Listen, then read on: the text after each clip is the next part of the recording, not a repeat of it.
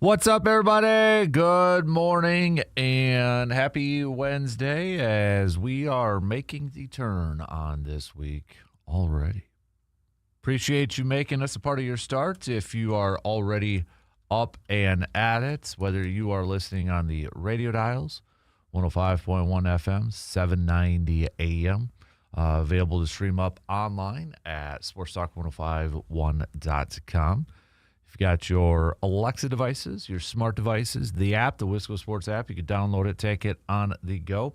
Also, video stream is rocking and rolling right now on YouTube. So make sure that you are following the YouTube page too. So what do we have on our game plan this morning? It's a busy Wednesday.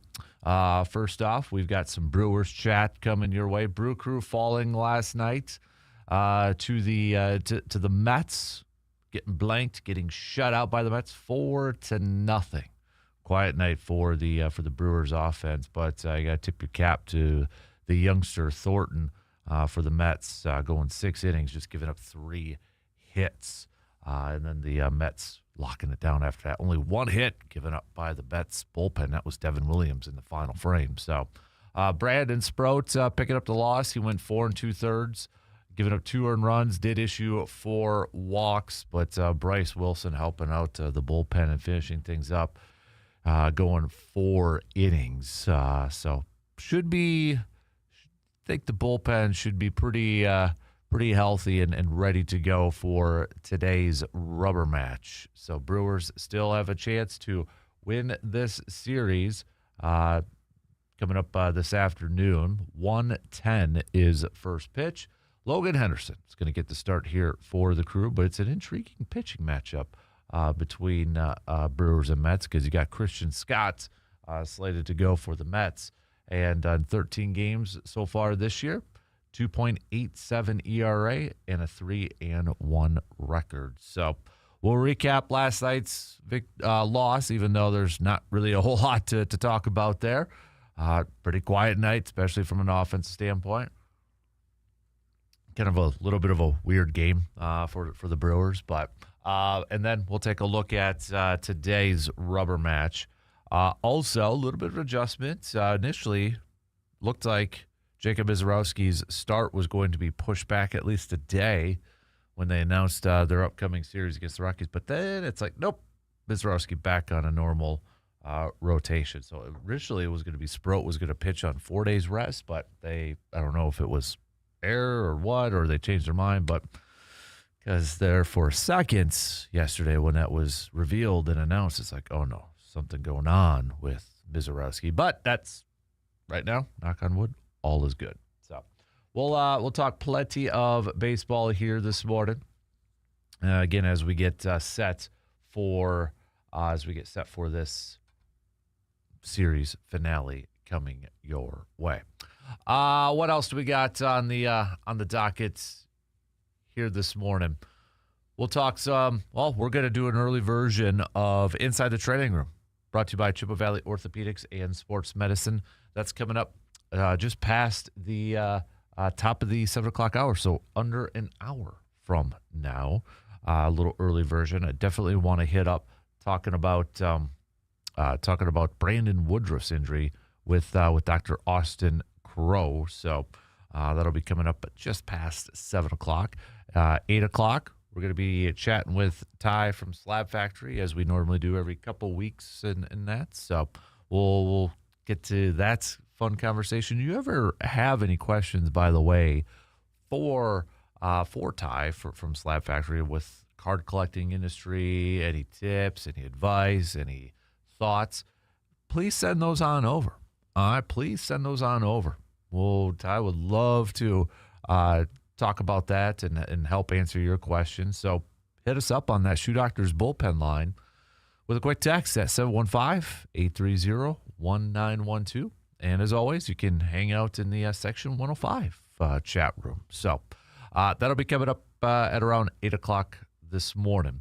1 week from today, Packers fans, bikes will be rolling. Players, massive human beings will be riding little kids' bikes to to a football practice. 1 week from today, we've got training camp officially beginning for the Pack, the first practice. So we'll continue our countdown to Packers training camp, taking a look at some of the top storylines, things to watch. Today, the Panthers and the Cardinals are the first NFL teams to have their veterans report to training camp because, well, they are two of the teams that will be getting things going earlier on because they play in the Hall of Fame game on Thursday, August 6th. So, yeah, we'll talk a little football here as well. Since it is Wednesday, it is a What If Wednesday. So give me your best what ifs. You guys have been awesome at this. Give me just some fun sports version what ifs. What if scenarios. All right, keep it sports related. Send them on over so that I can pass it along to the rest of our listeners. What's a good what if that you'd like to throw out there? Also, it is a what are we doing here Wednesday. The sports story out there, item, issue, sports related, where you're just like, what are we doing here? Again, the example I kind of used, it was a grind my gears yesterday, but probably would be a better, what are we doing here is like Tom Brady, WWE. Really? What are we doing here? So, and we know it's about the money and that, but still, what are we doing here? Come on, Brady. Really? WWE? But got anything else? Hit us up. Good ones, best ones, I'll read up on the air. So let's get things rocking and rolling, though, this morning, shall we? We'll take our first break and get things going here on the leadoff. Talking some Brewers as the Brewers falling yesterday to the Mets 4-0. Rubber match, though, coming up later on this afternoon, 1:10 first pitch. We're talking about 7 hours from now. Brewers looking to win the series for an off day tomorrow, where they will welcome the Colorado Rockies for a 3-game series starting on Friday. But first things first, let's take care of business today, going up against the Mets of New York. That's where we'll begin things here on the leadoff. After we take this quick break, we'll be right back in just a couple minutes.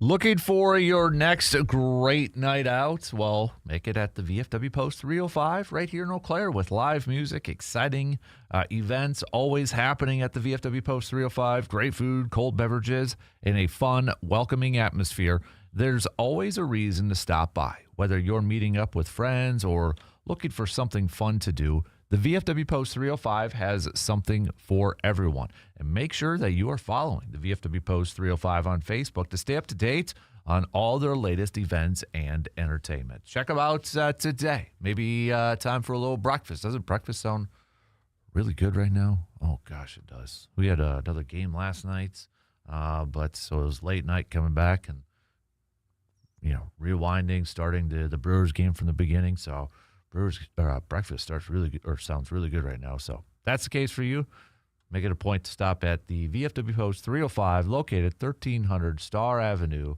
right here in Eau Claire. Let's get things going here this morning on the leadoff, shall we? Brew Crew last night, kind of a weird game last night for the Brewers. Pretty quiet night for the Brew Crew. Offensively, just a few hits, no runs. Brewers falling 4-0.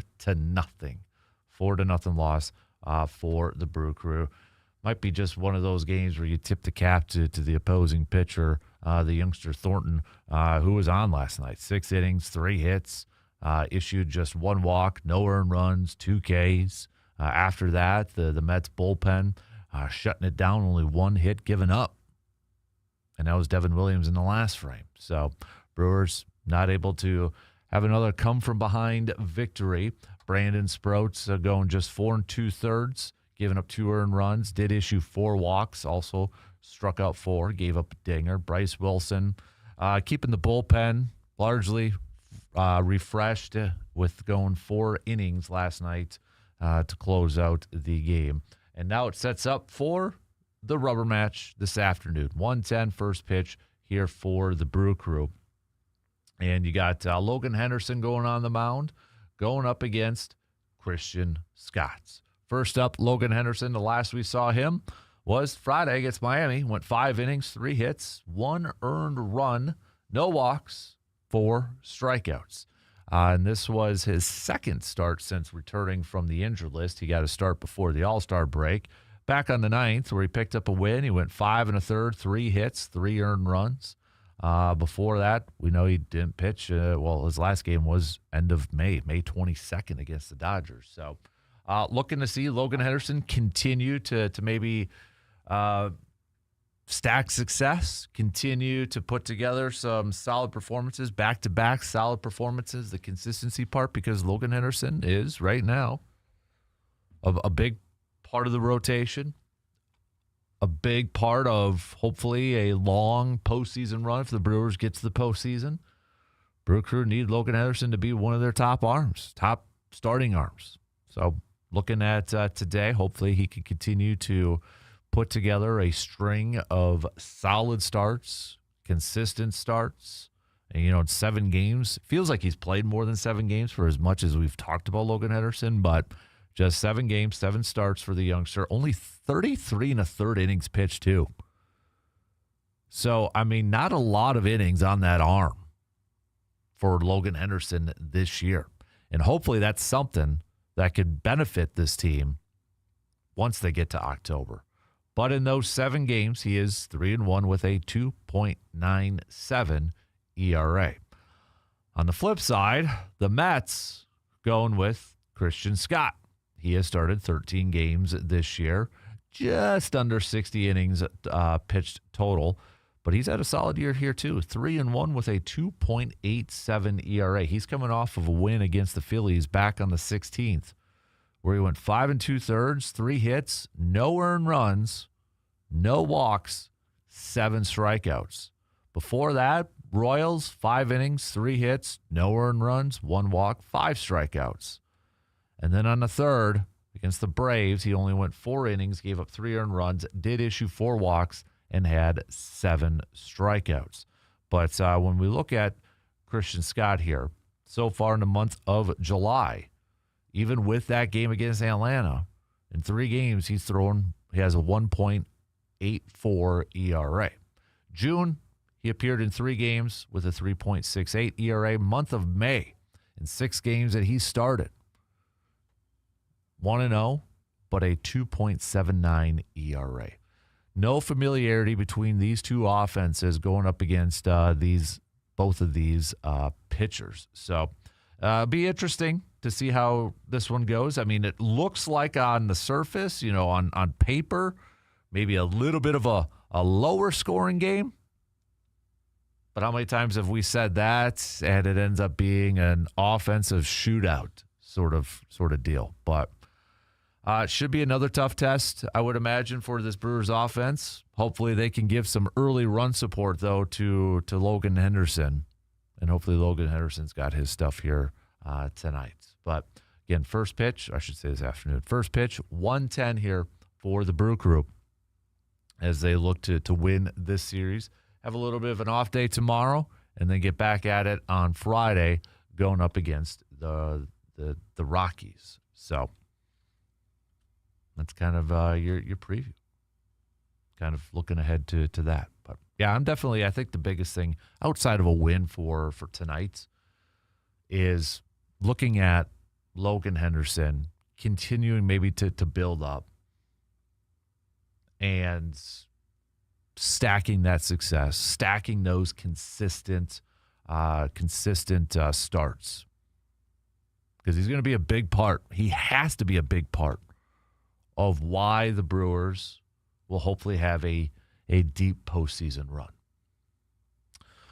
We have some injury updates here with the Brewers. So Sal Frelick underwent an arthrogram on Tuesday and will seek a second opinion before the Brewers set a timeline for his recovery.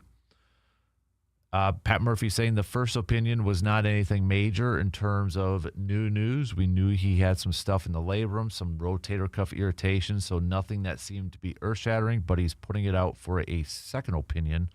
Going to ask Dr. Crow his thoughts on this too. Kyle Harrison is scheduled to throw a live batting practice session on Saturday, simulating 4 innings, then would make a minor league rehab start on July 31st if all goes well. So we're looking at a potential early August return for Kyle Harrison.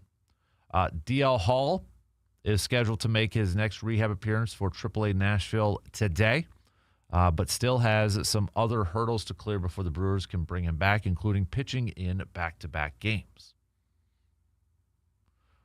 Brandon Lockridge was set to travel to Texas on Wednesday to join the Sounds on a rehab assignment. But right now it's pretty deep outfield depth, so I don't know if there's going to be a big rush for him. David Hamilton, it sounds like he's going to be returning here very soon as well.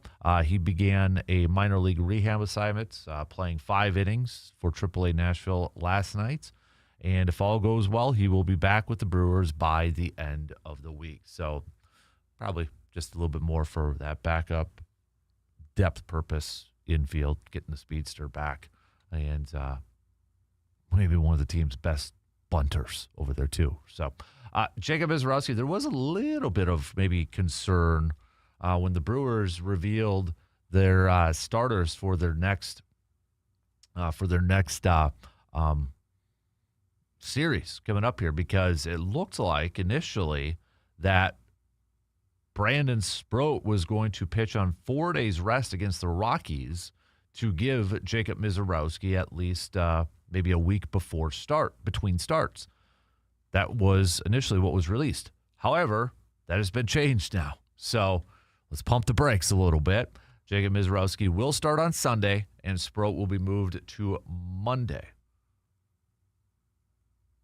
But I think, I probably wasn't the only one. I'm sure a lot of us were like, uh-oh.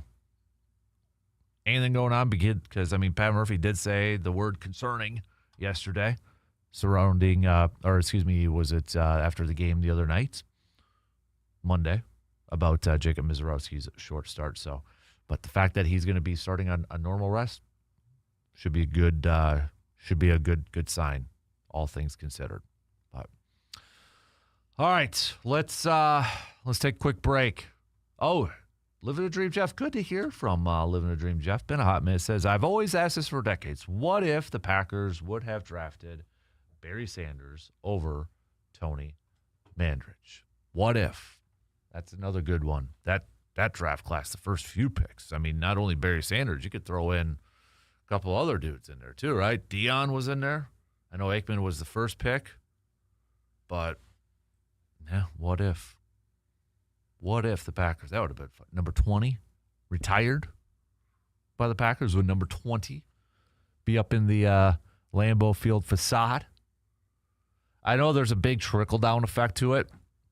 So it doesn't necessarily mean Favre would have been there and maybe White. But could you imagine that team if they had Favre and Barry Sanders lined up behind him? Man, that would have been fun to watch. Barry Sanders was one of those, like, I know a lot of people. My best friend Jake is a huge Barry Sanders fan. I just remember all the time in elementary school he would wear a Barry Sanders jersey. But Barry Sanders, to me, is probably one of those players that, even though he played on a division rival, a division team for your favorite team, like a lot of us are Packers fans, but you liked Barry Sanders, even though he played within your division. And I think that's rare. I think that's rare in sports to, because we have these built-in rivalries for our division teams. And I get it. At that time, the Lions, not at the level of Bears and Vikings for a lot of us in terms of heated rivalries, right? Although I still remember as a youngster in the 90s, I mean, like, hey, we held Barry Sanders to -1 yard rushing. And, I mean, that was a nice, bragged about that all the time as a youngster.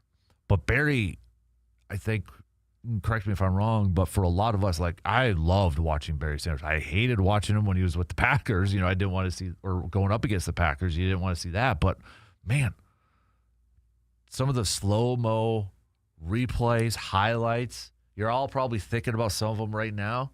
I'm thinking about the one with the Patriots. Dude was insanely talented. He was so fun to watch, and not a showboat by any means, and I think that resonated with a lot of fans. So I think it's rare. Like, if you're a Packers fan or a fan of any team, to admire maybe another player from another team, it was like, oh, that was one of my favorite players, even though he played on a division team that, a team that's within my favorite team's division. That's rare. And I think a lot of it just had to do with the fact that, well, two things. One, he was super good, dang good. Two, not a showboat. Just kind of a quiet dude. Not a me guy. Right? I think that's a lot of it. I think the what if, you can, since you threw in Barry there, what if he doesn't retire early? Is he the rushing king? Is he the one that holds the rushing record and not Emmitt Smith? I think, is it almost to the point too? Oh man, I hate to say this, and I almost feel at times, maybe from younger fans, Barry get a little underrated. No offense to Emmitt, he was a good runner, but I mean, you put Barry Sanders behind that Dallas Cowboys offensive line, whew, be running for days. He definitely would not have retired early. Man. There's a lot of different things we could do with a what if when it came to Barry. So that's a good one, Jeff. Thanks for throwing that on over there. Keep those coming. What other Wednesday what ifs do you got? Hit us up. All right, we'll take a quick break, and we'll be back in just a few minutes.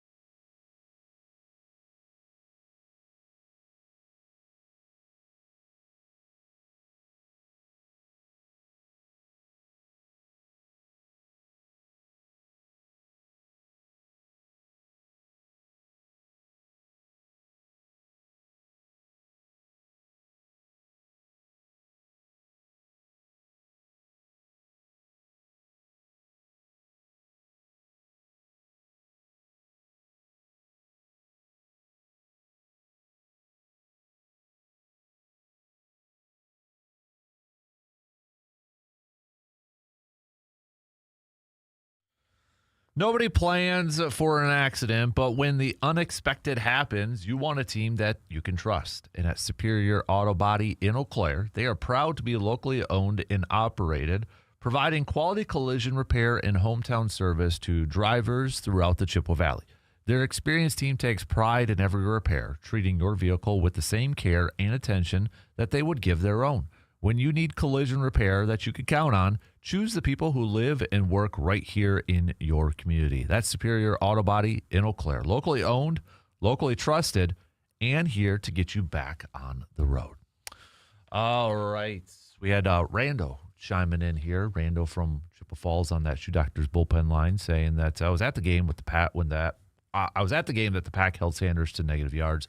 Went with my dad. What a game. First Packer game when I was 15. That was, for that being your first game to go to, that is definitely a heck of a first game to go to. So, nice. Continue to send us some more what-ifs. Sun knows on over. Text it. 715-830-1912.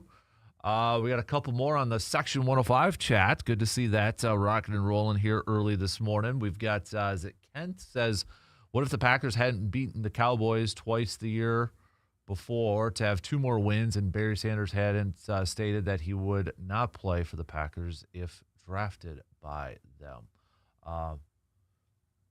Okay, they got that one out there too. And Barry Sanders said, was that Barry that said that or was that Dion that said that? What if, Bo says, what if CC Sabathia stayed with the Brewers?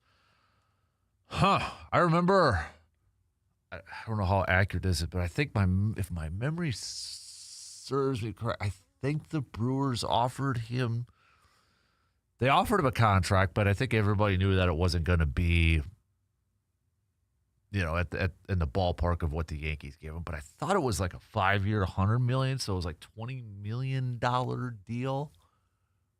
But yeah, I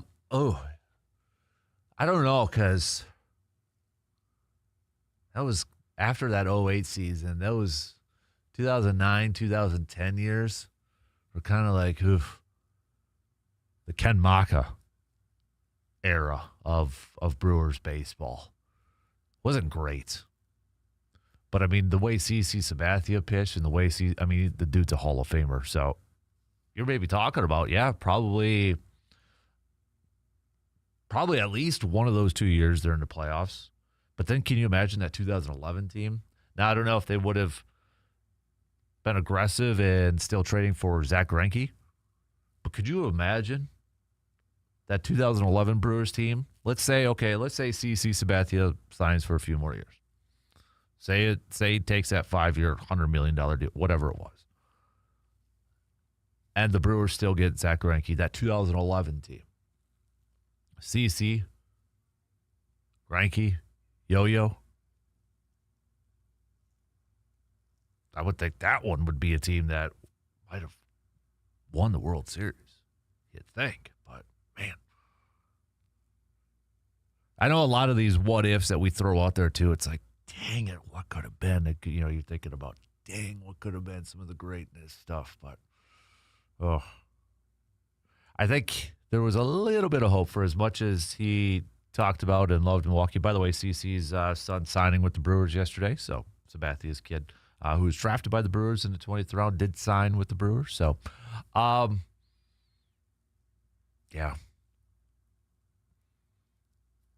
There's another what if, that 2011 season. What if, like Sean Markham's arm doesn't fall off? I just remember watching that Game 6, and you can see it before Game 6. It's like, oh, no, he doesn't have anything in the tank. Fatigue. What if they beat the Cardinals in that series? Darn it. Is that David Freese, too, that team? Obviously, Pujols, but still. What if, right? What if? Got a couple more. Live a Dream. Jeff says, what if the Packers would have hired Belichick instead of Sherman? Was that even a possibility? Was that a possibility? Maybe. I think Bill, I don't know. I don't even know if that was. I'd have to. Who knows? What if, okay, how about this one? What if, go back a little bit earlier on this one, that was actually at Ron Wolf tried to get Bill Parcells before Mike Holmgren. What if, let's say, that Ron Wolf in Green Bay was able to hire Bill Parcells and you don't have Mike Holmgren? Now, Bill Parcells, Hall of Fame coach, but does he have the same success in Green Bay, or does Green Bay have the same amount of success as Mike Holmgren did? I think a big factor in this thing now, too, that we'd have to consider is the effect that Holmgren had on Favre. Now, we know Wolf was a big Favre guy, but Bill Parcells, would he have been able to put up the first couple of years with Favre and, just kind of the growing pains of Favre? Would he have been good with that? Would he have been able to deal with that? That's the other thing. It's easy to say, well, Bill Parcells, yeah, they still would have won a Super Bowl. But would Favre have been Favre if Mike Holmgren wasn't there? I would say no. I'd say if Bill Parcells got the job, if he took the job, if he wanted the job, because it kind of sounded like that was Ron Wolf's first choice. If Parcells takes that job in Green Bay and no Mike Holmgren, I don't think we'll get a Brett Favre. Brett Favre might still be traded to Green Bay, but I don't know if Favre has the career that he has under Bill Parcells. Mike Holmgren was a big factor, big reason. And the coaching staff that he put around him. Andy, because that's the other trickle-down effect in this thing too, right? Mike Holmgren, who does he hire? It's the Mariucci's. It's the Andy Reids that had worked with Favre. Bill Parcells ain't hiring those guys. Now, it's not to say that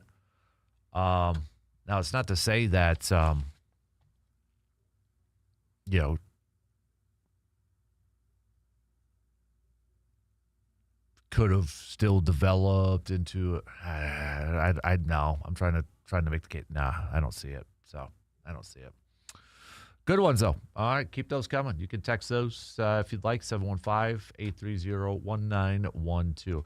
Brewers-wise, again, back at it today, 1:10 first pitch. 1:10 first pitch.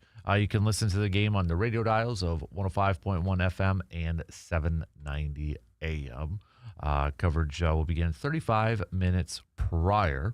Brewers will try to go for the series win with Logan Henderson getting the start. Speaking of baseball, shout out to the Express. 6-game winning streak for the Express right now. 12-2 victory over Waterloo. They got another game against Waterloo tonight. Off day tomorrow for the Brewers before they hit up Wausau for a 2-game series. Then Thunder Bay for 2 more games, and then they'll return home for a long stretch at Carson Park next Tuesday. But the Express holding on to to first place in their division in the Great Plains East. If they continue to do that, they'll clinch a playoff spot. But man, I don't think there's a hotter team right now in the Northwoods League than the Eau Claire Express. They're just firing on all cylinders. Offensively, getting some really good pitching. I mean, you take a look at it, they're 15-4 on the season. They hold a 3.5-game lead because Lacrosse is in second, and the Express are 3 games ahead of Lacrosse. But Lacrosse won the first half, so they've already clinched a spot. And right now, you look at best record, second half record across the Northwoods League. The Express have the most wins, 15-4, and the best win percentage with a 789. Wilmer's 14-4, 778. Lakeshore 13-5, 722. And if you do it as overall both seasons, or both first and second half, the Express they're tied for the most overall wins. 33. St. Cloud has 33. Wausau has 33. They'd be second in the Great Plains East behind La Crosse, 31-16. So, because La Crosse would have the advantage for win percentage. But yeah, the Express, they're playing some really, really good baseball. 9-1 in their last 10 games. Keep it going. Keep the train rolling. All right, we got to take our final break for this first hour. But we'll be back after these quick words.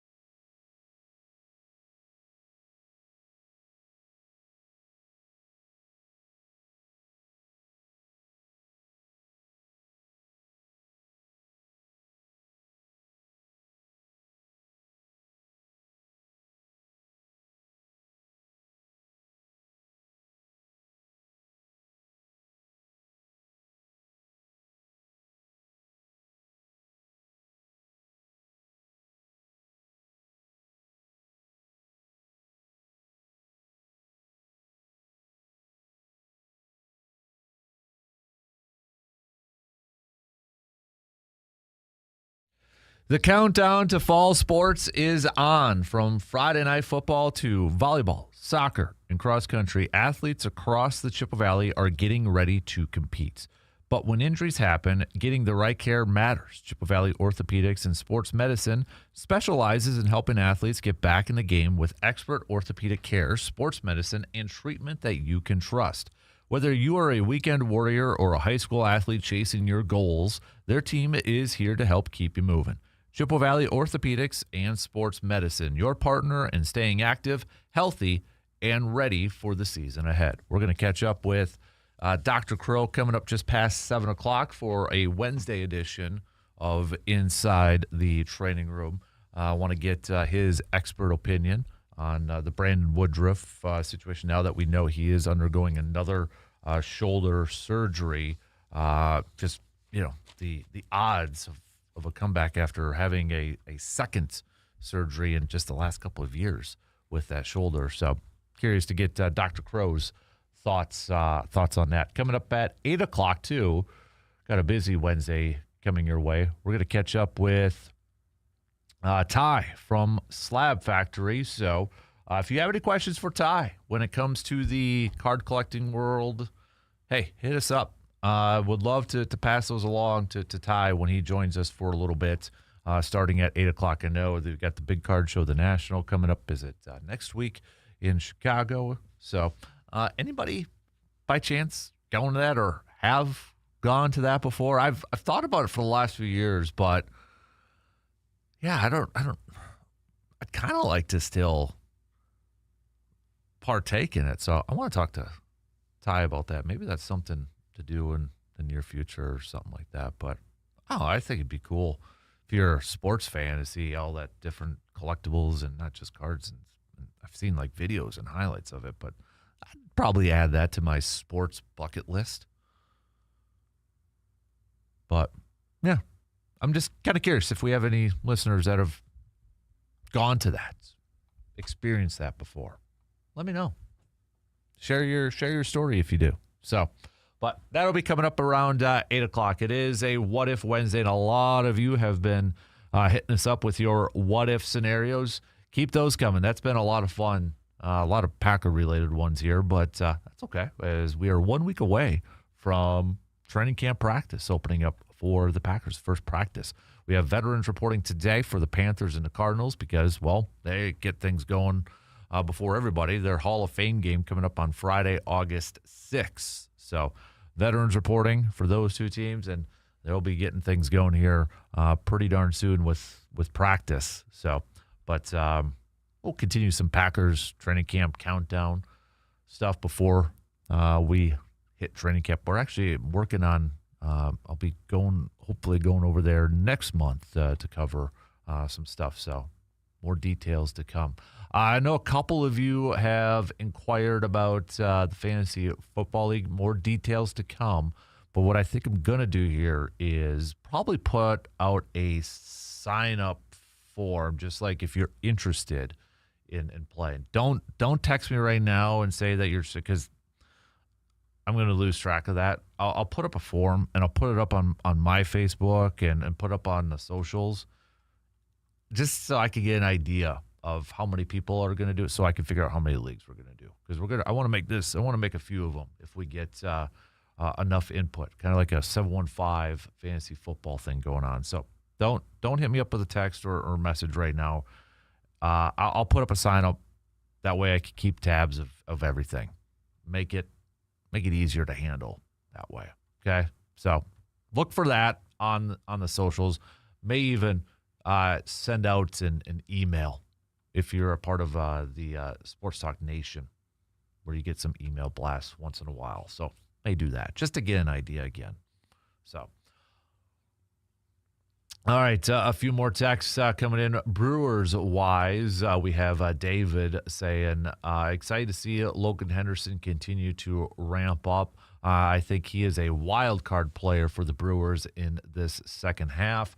If he can pitch at a high level, the Brewers will be in pretty good shape, in my opinion, when it comes to their starting rotation with him, Mizorowski, and when Kyle Harrison comes back. Another texter, chiming in here, says, who do you think without Tariq Skubal would be a pitching target for the Brewers? I mean, we've thrown out different names. You know, Peralta has been a name that has been talked about. Ryan from the Twins is a name that's been talked about. So I think we're still at the point that we don't know who's going to be sellers. We don't quite know that yet. Like a few weeks ago, Sonny Gray was mentioned as a possible trade target for the Brewers. Boston's not going to trade right now. They're hot, and they're right back into the playoff chase. And when you look at where things are at, it's anybody's game. But we'll dive into that a little bit later on here. We got to finish up with Morgan. Good morning, Morgan. Did you get a new cardboard cutout of yourself? So now we have Double Dan's in the corner. Mm-hmm. You double down on Double Dan? I did not do that. That was gifted. So by who? Just a friend of mine. Well, for my birthday. So okay, nicely done. Can I take a guess? Sure. Josh? Yes. Yes. Okay. Yes. The Budweiser gave it away. Mm-hmm. I figured it might be. Yeah. All right. So Wednesday wild card, you got to pick a number. By the way, I should mention, yeah, you lost the deep dish thing. It wasn't even close yesterday. What? So we're going back. You need to improve your choices. What? Everybody's saying thin crust? Yep. You have that many people that are wrong listening to you? A lot of people said, who wants to eat a pile of dough with cheese? So, which I agree with. No way. Yep. I thought for sure there would be more deep dish lovers in the mix. Nope. You guys, you're killing me, Smalls. Nope. All right, you're killing me, Fins. Pick a number between 1 and 32 on the roulette question table today. 31. All right, Kasper, tell us, what is the most important life lesson so far? Why do we got to go with these deep stuff? Okay, I'll give you this. Deep? Yeah. Like deep dish? Yuck. I'm telling you. No. How about this? Important life lesson? Yeah. Besides that you're wrong about pizza. I'm not. It's the majority. Okay, here's the thing. We won't dig too deep into philosophy. Answer me this. What's the last thing you changed your mind about? The last thing I changed my mind about? I don't know. We'll do a couple. How about we'll do a couple different sectors. So, like, here's an example. The last thing I changed my mind about for food, sauerkraut. I used to hate sauerkraut. Yeah, I was like that. Legit. That was a few years ago. I'm like, I changed my mind about sauerkraut. Look at me growing as a person. What's the last thing you changed your mind about? Food-wise, would probably cauliflower rice. Oh, River Valley weight loss. Thank you, right? Yeah. Okay, what about sports? What's the last sports thing you changed your mind about? I knew he was always good, but I've really grown into being a Kobe Bryant fan now. Really? Posthumously? And I will say he's better than LeBron. Okay, so give me this. Why the posthumous praise? Just because you're seeing more highlights of his work, or do you think it's because you have changed what you define as good as a fan? I think it's just more comes out about his work ethic that we didn't hear before, or I didn't hear before. Okay. Kind of like the Jordan Last Dance documentary where you're like, oh, dude, okay, that's that sort of stuff. Do you think it's a byproduct of him no longer being with us? Probably. That he's being immortalized a little bit? More people talking about him, and yeah. What's the last thing you changed your mind about in general? Can you think of one thing? Not sports, not food, just general life. No, I'm usually right about everything. So back to cauliflower rice. Yeah. That's where it comes. Yep. It all comes down to a bowl of cauliflower rice, guys. Yep. All right. Thank you, Marks. Anytime, Kasper.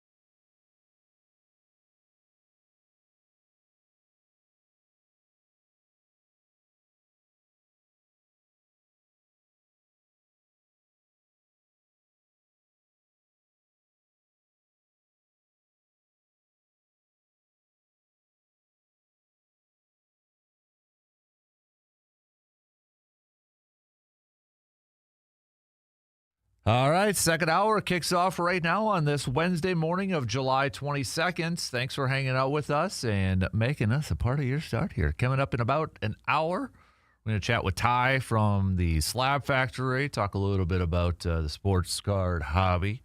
Every couple of weeks we catch up with Ty, always a fun conversation. So if you have any questions for him, please feel free to shoot them on over to that Shoe Doctor's bullpen line with a quick text. 715-830-1912. We'll get back to some Brewers chat coming up here as we get ready for the rubber match this afternoon. 1 week from today, Packers will hold their first training camp practice. Some teams already getting set this week, so we got lots to get to yet. But we've got a special edition of Inside the Training Room brought to you by Chippewa Valley Orthopedics and Sports Medicine with our guy, Dr. Austin Crow. Happy Wednesday, Doctor. Thanks for joining us earlier on this week, dude. How you doing? Great. Beautiful day out today. It's gorgeous out. We were at baseball last night. I'm like, it almost feels like fall a little bit with the temperatures and football and The heat and smoke were pretty nasty the last couple of weeks, so it seems pretty majestic out right now. Exactly. So, hey, I want to start off with the latest, Brandon Woodruff.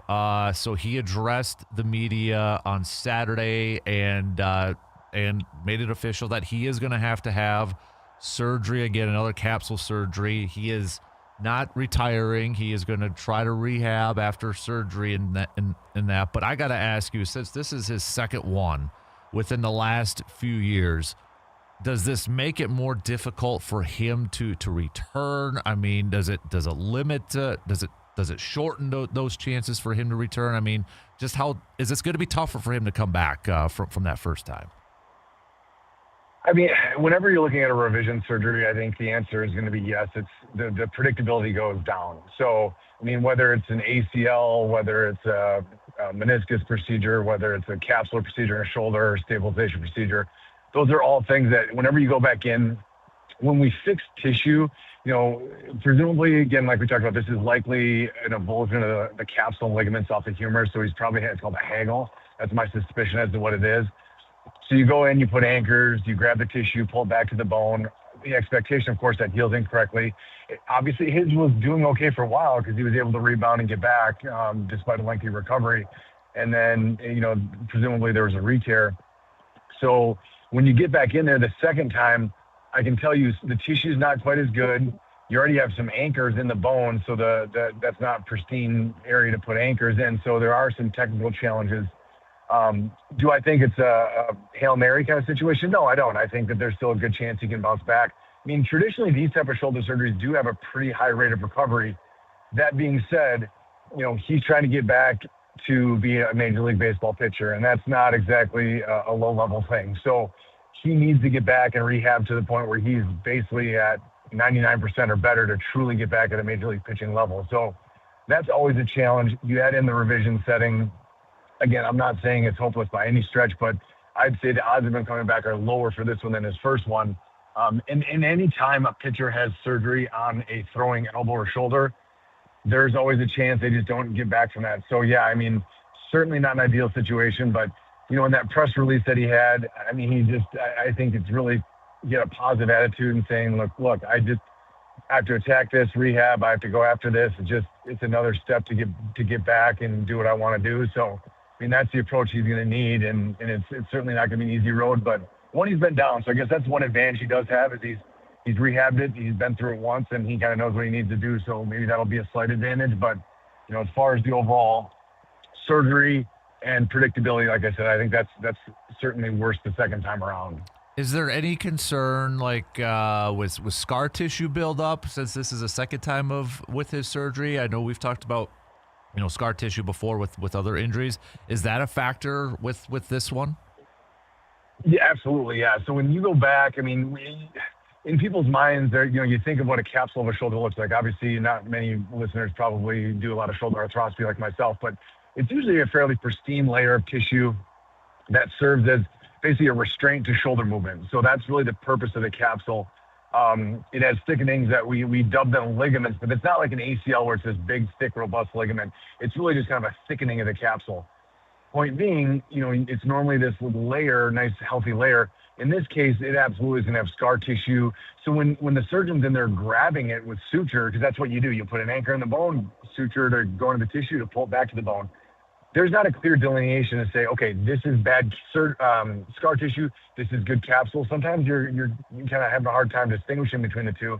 And furthermore, you can't just haphazardly go in and just grab whatever you want and tuck it back in. I mean, if you over tighten it, he'll never throw again. I mean, he needs to have good range of motion, but that's the balancing act of these kind of capsular surgeries is you need to tighten it up enough to stabilize the shoulder, but not make it so tight they don't have normal range of motion. And pitchers certainly, I mean, we've talked about this in the past. If you watch a slow motion picture of a pitcher throwing a baseball, their arm and elbow get put in extreme position. So he needs to regain a really significant, I mean, I'd say slightly even beyond the normal range of motion in order to throw a baseball at that level. So that surgeon has to walk that fine line of saying, okay, I need to A, grab good enough tissue, but B, it has to keep the shoulder, with adequate range of motion to go back to pitching. So yeah, I don't envy the surgeon who has to try walk that fine line because it's going to be a situation that if he deviates one way, making it too loose, obviously the shoulder will remain unstable. If it makes it too tight, he won't be able to throw. So yeah, that'll absolutely be part of the surgery the surgeon will have to navigate. Staying with the Brewers and shoulder injuries, my guy, Sal Frelick, was put on the injured list due to a shoulder injury. And yesterday, he said that he underwent an arthrogram. So first off, what's an arthrogram? So an arthrogram is an MRI where they actually inject dye into the joint. Generally, we're using it to see finer details. So a standard MRI does not involve contrast into the joint itself, which is what an arthrogram is. So what you're looking for is either going to be a subtle tear in the rotator cuff or more likely in this case, a subtle tear in the labrum.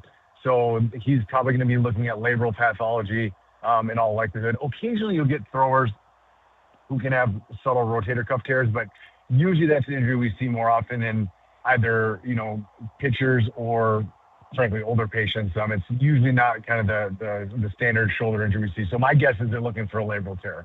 Dude, you must have just read my mind because then Pat Murphy afterwards said the first opinion was not anything major in terms of news. We knew he had some stuff in the labrum, some rotator cuff irritation, so nothing that seemed to be earth-shattering, but he is getting a second opinion on it. So when you hear the fact that he's getting a second opinion on that, do you think maybe it was something that he didn't like to hear, that maybe he's going to be out a little bit longer and just maybe trying to find a different course of action?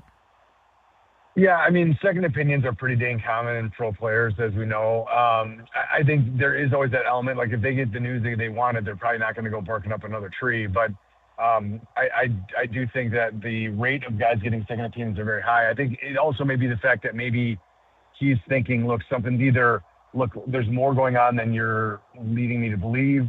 And so sometimes patients, will look at you and say, like, I feel like there's something more going on.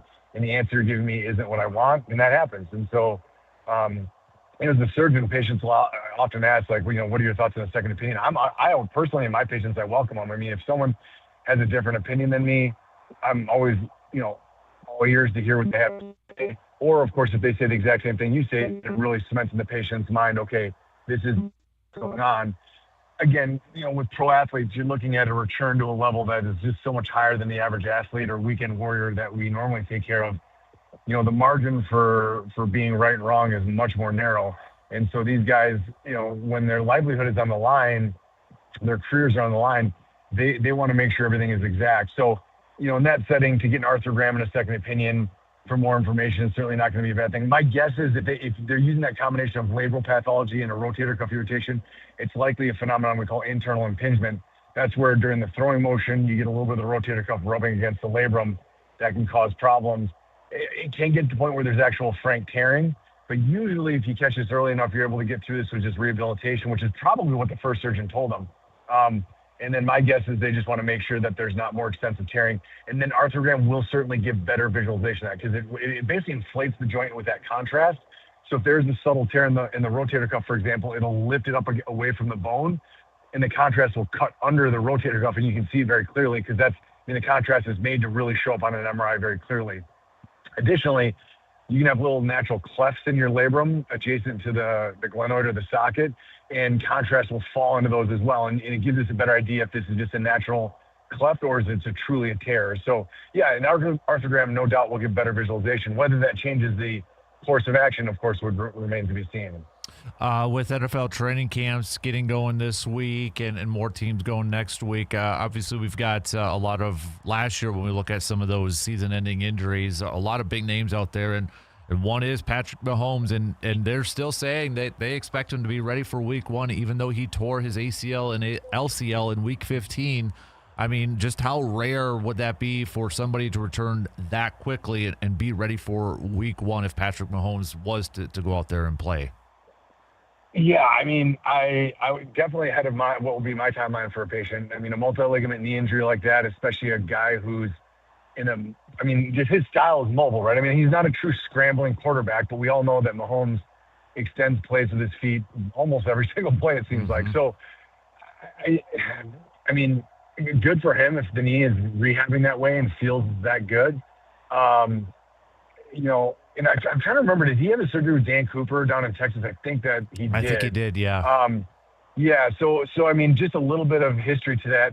I'm drawing a blank on his name right now. He was a Cubs outfielder who returned to the World Series. He's not in the Cubs. I think he's with the Phillies now. Schwarber? Yes. So Schwarber, if you remember, he came back in the World Series and hit that, I think it might have been the series-winning double off the wall. He came back at the same surgery, ACL, posterolateral corner.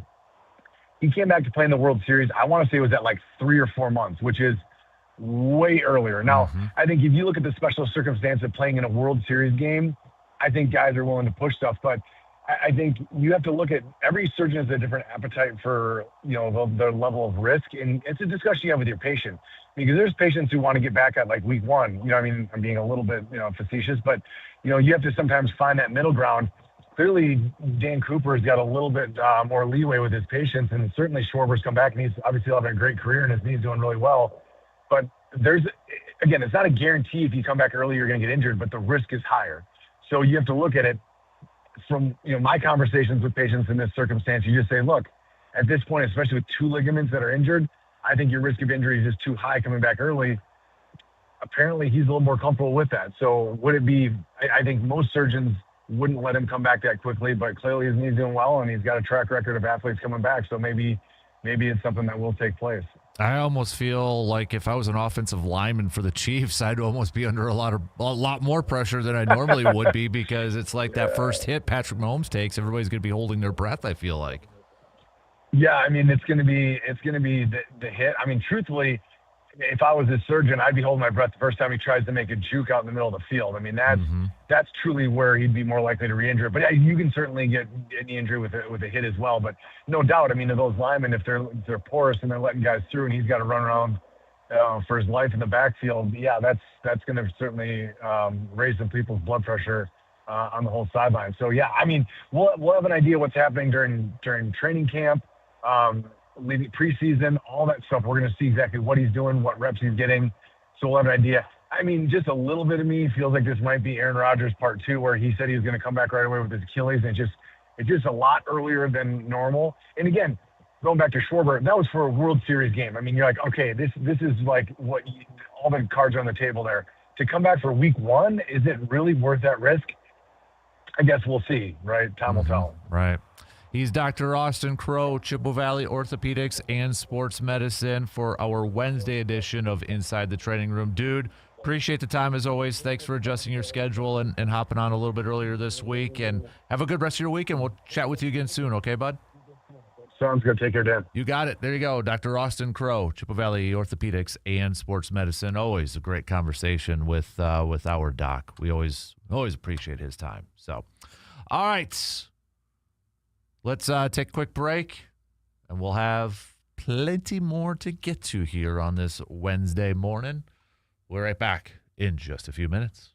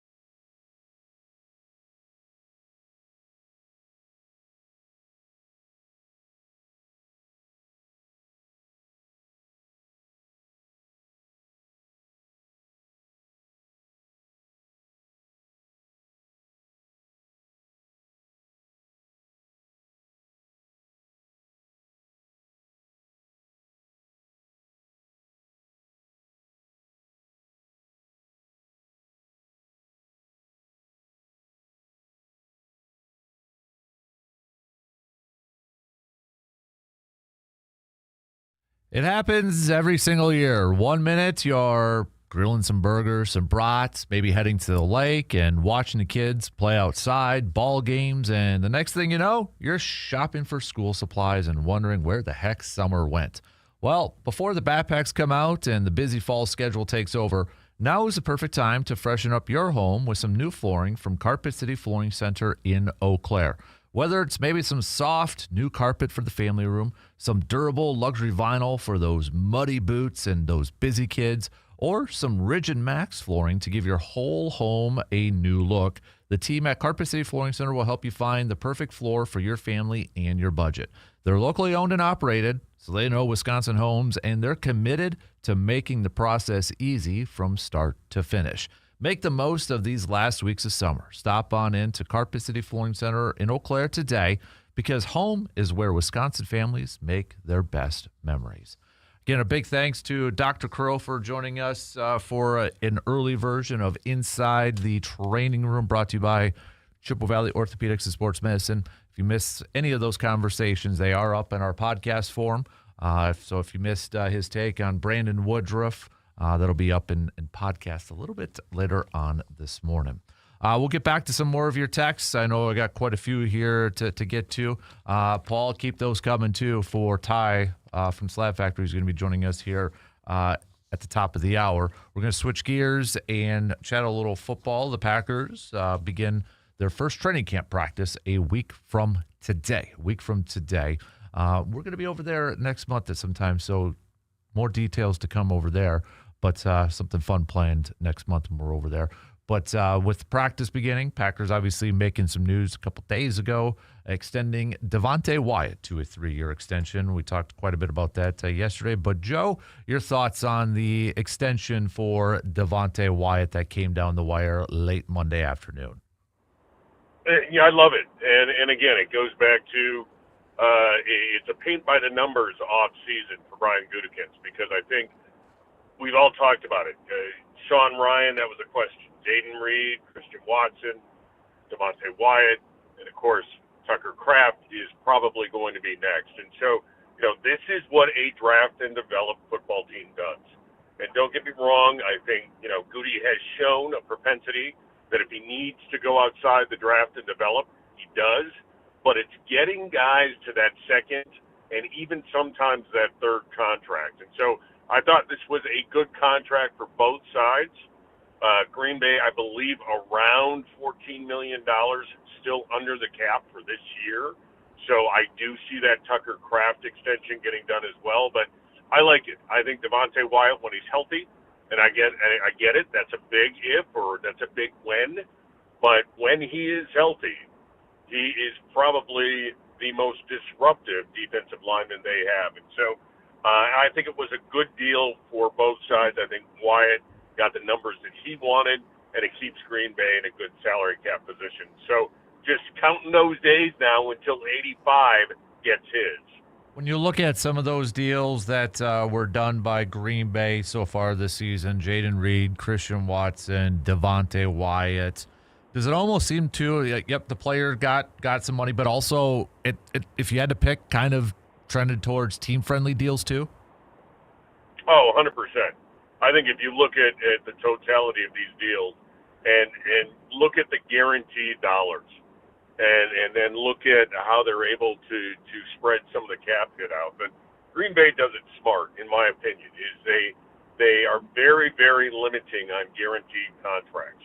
And the agents like to puff out their chest a little bit and maybe exaggerate the numbers. But I think when you look at the hard facts and you look at the actual numbers, I would agree with you. I think all of these deals that Green Bay has gotten done, I think if you were to say who won one side or the other, I think you'd say Green Bay. Now, look, interesting situations with all of these because there's injury history. So the team had a little bit more leverage, I think, than in most cases. But I don't think Devontae Wyatt or Jaden Reed or Christian Watson is looking at themselves in the mirror or looking at the agent and saying, you done me wrong, or you didn't do your job, or maybe we left money on the table. I think these are really, really good deals for both sides. But if there was a a technical knockout, I would probably say the Packers have won all of these deals. And for a lot of fans wondering why Tucker Kraft's deal hasn't been done yet, I mean, this was always going to be the toughest one to negotiate, right? I mean, this is a guy that is coming off of an ACL injury, but, I mean, he has a legit argument to say he's a top 5 tight end in the National Football League, so it's one of those fine balances. This was always going to be, of all those guys that we just mentioned, this Tucker Kraft one was always going to be the toughest one to negotiate, wouldn't you think? 100%. And Dan, I go back to what the offense looked like, and I'm going to go back to one game in particular, and that was the Pittsburgh game. And if I'm not mistaken, it was on National Tight End Day, and it was on the national stage. And that offense, and what Jordan Love was able to do with that offense, and that was the game again. I can't remember the exact number. I don't know. I don't know if it was 20 or 21 consecutive completions that game. But that offense ran through Tucker Kraft. There's just no question. And I think he was absolutely on his way to a monster year. So I agree with you. I think Green Bay knows the value of Tucker Kraft to this offense. I think Tucker Kraft knows his value around the league. And so this is the one where you're going to have to break the bank, and I'm probably going to say Tucker Kraft has more leverage than the Packers. And so there's just no question that I think Matt LaFleur and that offensive staff realized what they finally had in that Pittsburgh game, and that was going to be the beginning of a monster run for Tucker Kraft. And, of course, shortly thereafter, the ACL happens. And so 100% agree with you. This is going to be the one where now the meter probably peaks a little bit more towards the player than the Green Bay Packers. With training camp practice beginning a week from today, we know Micah is going to miss the first few weeks of the season. Who do you think is the most important defensive player for the first few weeks of this Packer season without Micah? I don't mean to be cliche, but it's got to be Van Ness. The ceiling for him, I think, is still very high. I think the expectations for him is still very high, and I think he needs to step up and step into a leadership role, not only on the field, but off the field. And so I think that star, that spotlight, if you will, I think it's shining directly on Lucas Van Ness. Looking at, looking at these extensions, kind of look towards the future here a little bit, and I mean, I'm 99.95, 99.99% confident Tucker Kraft is going to have an extension. Then you look at the regular starters who are not under contract. It's only 2 guys. It's Carrington Valentine and Keyshawn Nixon. Do you think, I mean, we're probably going to be in a situation next offseason talking about, cornerback depth again. Do you think, regardless of how the season goes, if either one of those guys even balls out, would you bring back one of those guys just for depth purposes, or do you just play this thing out and, we might just have to start fresh again next year? Great question. And obviously, Gutekunst and his staff have to look at the short term and the long term. And when you look at this, and again, the caveat is how well do they play this year? Because if one of them or both of them do ball out, then yeah, you have some decisions to make. And let's put it this way: both of them have great years, and arguably you could say, all right, they're up for a big extension. I only see one of them getting done. I don't see Green Bay saying, yeah, we're going to go out and we're going to get both of them. And again, asking me which one, today I'd probably say Keyshawn Nixon, but do I think Carrington Valentine has more upside right now? Potentially, yes. So if they both ball out, I think what Green Bay did in the draft this year, again, going back to draft and develop, there's just not enough money to go around and pay everybody. Mm-hmm. And so you've got to be selective, and you've got to draft knowing full well that you might be in a situation next year where these draft choices this year might be your starters next year. So I just don't see both of them getting a deal done. Matter of fact, when you look at the cap over the next few years, I don't know if either one of them gets a big deal. And again, the caveat being, how well do they play this year? And how well do they play in this new defense? That's the other thing. It's a brand new defense. And so does their skill set match the defense? So a lot of question marks, but yeah, I would lean towards the fact that neither one of them gets a new deal. Just a little, what or a pick, kind of, I don't know. I was trying to come up with a good name with this. You got to pick one guy to restructure his contract to keep him around because, again, looking at next year, Xavier McKinney, Josh Jacobs. Xavier McKinney has a $24.8 million cap hit for 2027. Josh Jacobs has a $16.6 million cap hit. I mean, this Packers are going to have to make some decisions coming up next offseason with Edrin Cooper, Evan Williams, Javon Bullard, possibly Jordan Morgan. So if you had to pick one of those two guys, assuming Josh Jacobs is cleared and ready to go, nothing's going to hold him back. Which one would you keep? I would keep Xavier, 100%. I would keep McKinney. I think he is the quarterback of that defense. I think since Green Bay has gotten him, the secondary play has improved dramatically. And again, everyone talks about the tread on the tires of a running back, and Josh Jacobs has tread on the tires. And so when you're looking at next year's cap, 100%, zero question in mind, would I keep Xavier over Josh Jacobs? And I know you said the caveat being, let's say he's cleared and everything's great, which, again, I highly doubt that that's going to happen. I still think there will be a suspension this year, but I just don't think there's any way that you could say we're going to go with Josh Jacobs over Xavier McKinney. I think it's Xavier McKinney 100%. I don't think there's a question mark at all. I think he's your guy. He's Joe DeGuano joining us here this morning, chatting some football. A week away from Packers training camp next week, Joe, when you're on. We'll preview a little bit more about day one of practice. And so get your bike out, and we'll chat with you again next week, okay? All right, Dan. Take care, brother. You got it. There you go. There's Joe DeGuano joining us here this morning. We got to take a quick break, and we'll be back. We're running a little behind, so we got to play a little catch-up here. But we'll talk some more green and gold. We got more baseball as well. So quick break, and we'll be back in just a few minutes.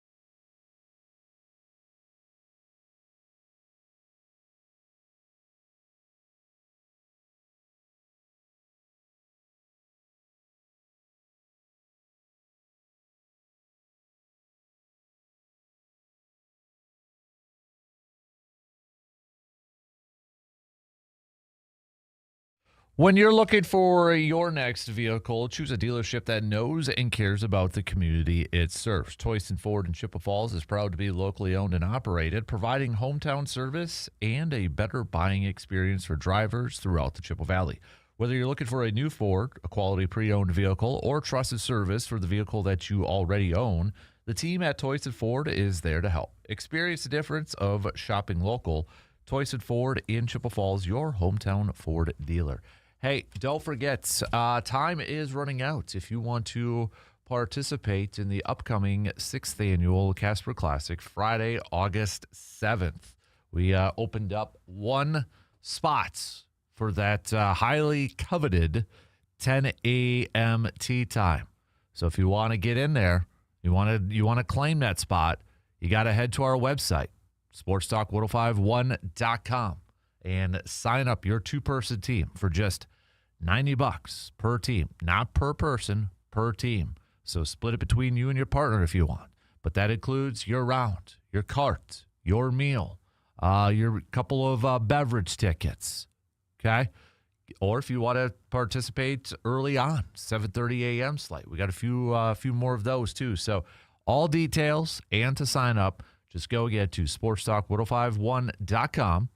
And click on the Kasper Classic icon there, and it'll take you right to the sign-up page. Big thanks to all of our partners. Well, first of all, big thanks to all of you who have already signed up to play in the Kasper Classic. But big thanks to our partners, Window World, presenting sponsor for the Kasper Classic. We got Muldoon's, Service Master, Park Ridge Distributing, Hy-Vee, Edward Jones, Financial Advisor, Kelsey, Nikolai, Dodge, Cambridge, Myron Construction, VFW Post 305, Superior Auto Body, Home Oasis, Resonance Branding, Claflin Construction, Carpet City Flooring Center, and Economy Furniture. So, yeah, time's running out. Can't believe it's going to be 2 weeks from this Friday. Got some fun stuff planned for this year, too. So, who's going to win the title belts? But also, nobody's really been talking about who's going to get the green jacket this year. Who's going to be awarded the green jackets and join that coveted class of green jacket wearers? So we'll have to find out Friday, August 7th. Again, Lake Hallie Golf Course. If you are interested in donating a raffle prize, because 100% of the proceeds go to help fund Backyard Dreams, oh, man, reach out. I'd love to chat.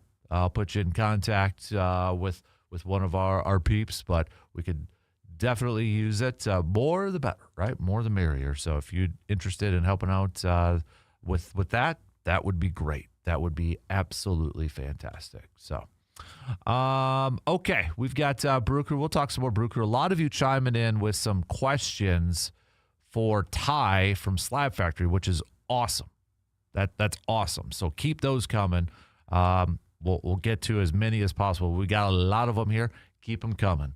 And so we'll get to those with Ty coming up in about 15 minutes or so. So Ty from Slab Factory going to be joining us before he heads down to Nationals, the National, next week. But we'll get back to our Brewers talk here, too, as we get set for the rubber match this afternoon. 1:10 first pitch. Logan Henderson on the mound for the Brew Crew. Coverage will begin 35 minutes prior on your radio dials, 105.1 FM and 790 AM. So we'll get to that. We'll get back to more Brewers talk here coming up in just a skosh. With 1 week left until we get to Packers training camp, the first Packers training camp practice, I'll just kind of throw it out to the rest of you. What is maybe the main thing that you're going to be kind of paying attention to? What is going to be the main position, player? What's the biggest question mark you have about this team as we head into training camp? Kicking, rookie kicker, special teams, new special teams coordinator, new defense coordinator, switching over back to a 3-4. There's a few different things.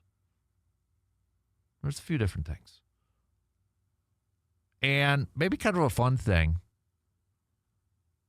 is there a remaining free agent out there that you'd be intrigued to see Green Bay bring in? There's some names out there. There's no question about it. just to kind of maybe refresh the memory here. But like Debo's out there. I don't think they would probably bring in another wide receiver, but Tyreek Hill, Stephon Diggs, Marshawn Lattimore, Trayvon Diggs. Bring him back. Hassan Reddick.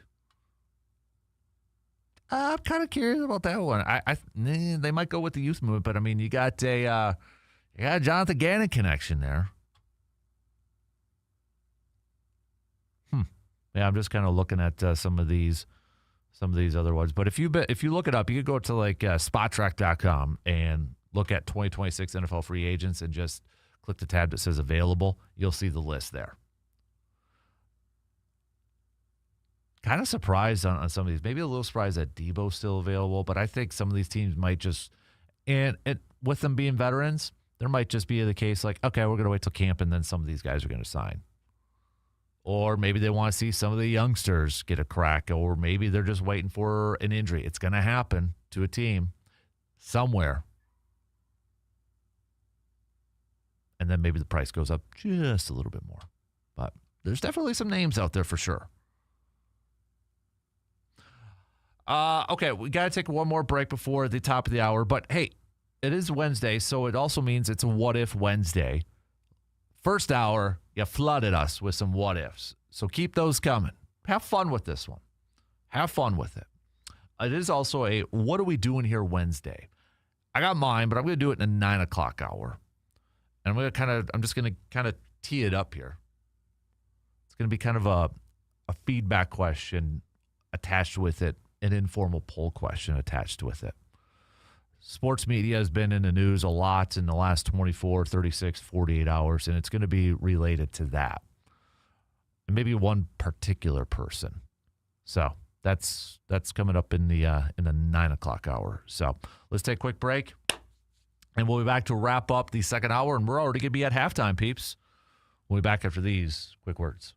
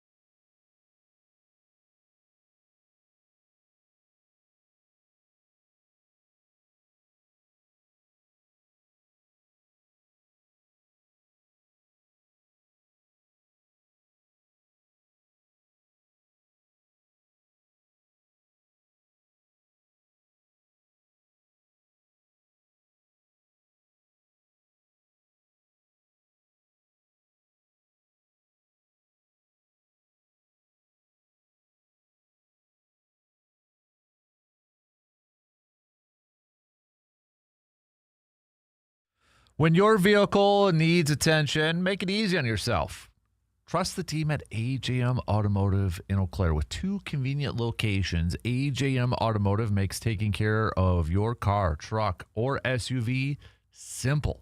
Need service? How about scheduling your appointment? Scheduling your appointment is quick and easy. All you have to do is just visit ajmautomotiveservices.com and book online when it works for you. And if the unexpected happens and you're stuck on the side of the road, AJM's towing services are there to help get you and your vehicle where you need to go. From routine maintenance to unexpected repairs, AJM Automotive Services is your local partner for honest, dependable auto care.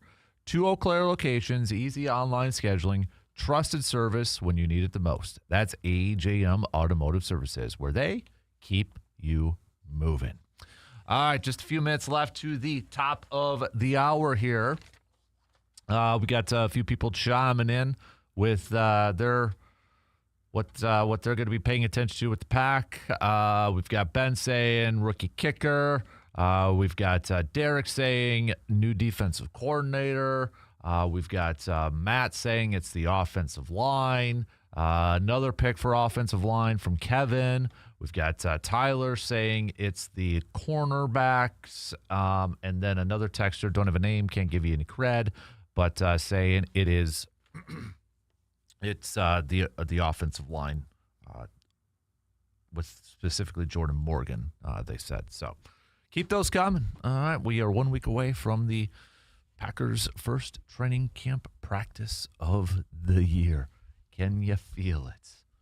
Kind of felt like it last night a little bit. Maybe even this morning if you were up and at it, it's like, ooh, a little fall weather. Kind of like it. Not going to lie. Kind of like it. But Brewers again back at it 1-10 today. We got Logan Henderson on the mound here going for the Brewers. So Logan Henderson, man, when you look at his numbers, it feels like he has pitched more than just 33 innings this year. I don't know why. It feels like he's pitched more than 7 games. But in 7 games, he is 3-1, 2.97 ERA, little over 33 innings pitched. And obviously he missed a lot of time. He missed the whole month of June. Almost about a month and a half. Made his return right before the All-Star break in a game against the Cardinals on the 9th.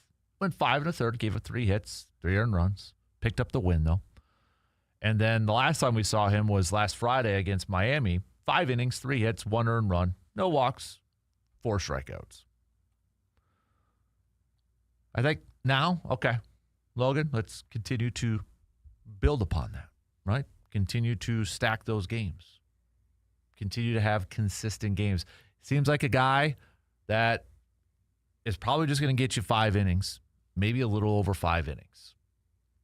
That kind of seems to be his max at this point. Where his pitch count is, too, it kind of depends. I mean, he went past, he got to 6 innings once this year, and that was May 3rd. But his pitch count was 76. So the most he has thrown in a game was 85. 85 and then 84. Otherwise, not taking the first game where he went 2 innings on April 4th against the Royals, you're talking about pitch counts in the 70s. 76, 74, 76, 73. And with Bryce Wilson last night going 4 innings and kind of preserving that bullpen and knowing that the Brewers have an off day tomorrow, much needed, last night from Bryce Wilson. Obviously, would have liked to have seen the Brewers make a comeback and pick up that win and secure a series win, but I would expect, maybe Logan Henderson, if he can get to 5, it's going to be bullpen heavy after that. Utilize the bullpen. They should be ready to go. They should be healthy. The arms should be ready to go for this afternoon's game. But let's see Logan Henderson continue to put together consecutive solid outings, consecutive solid games here, because he's going to be a big part of the overall success for the Brewers if they want to make that deep run into the postseason. We talk a lot about the Miz. Kyle Harrison, sounds like he's going to be coming back at the beginning part of August. Logan Henderson, he's a part of that group, man. He's a part of that group. That's got to be a big, big, big reason why, hopefully, the Brewers have a deep postseason run. All right, shot clock's going to cut me off. Looking forward to our chat with Ty coming up here from the Slab Factory. Big thanks to everybody who sent over some questions. A lot of questions for Ty here this morning. So thank you for doing that. We'll get to those. We've got lots to hit up with Ty. So we're going to get to that. Plus, continue to send me your what ifs. And what are we doing here? It's a What If Wednesday and a What Are We Doing Here Wednesday. Give me your sport, like if there's a sports story, news item, whatever it may be, where you'd be like, dude, what are we doing here? Send it on over. Okay? It's got to be sports related, though. Make it appropriate. All right? Make it appropriate. So, all right, shot clock is going to cut me off here. So, we are at halftime. We've got some news updates, and we'll be back here in just a scotch to kick off our Inside the Hobby chat with Ty coming up after these quick words.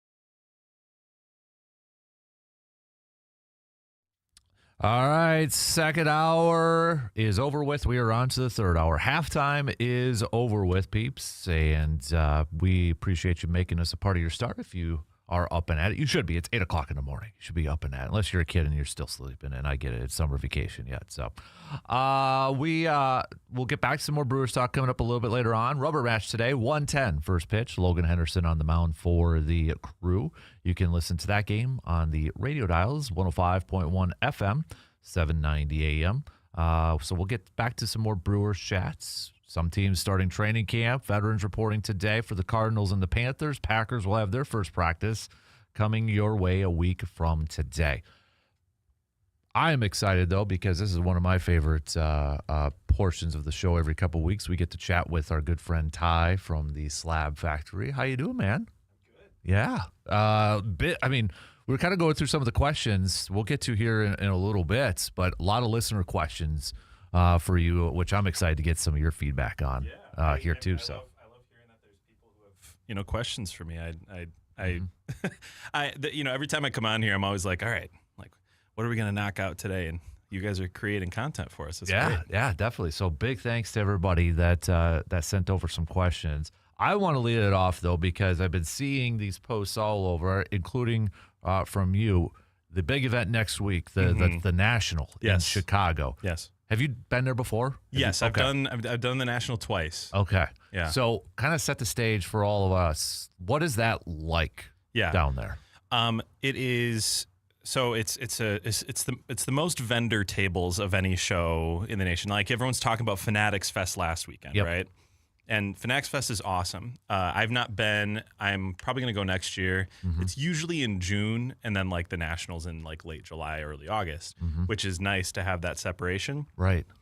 This year they wanted Fanatics Fest to be during the World Cup final.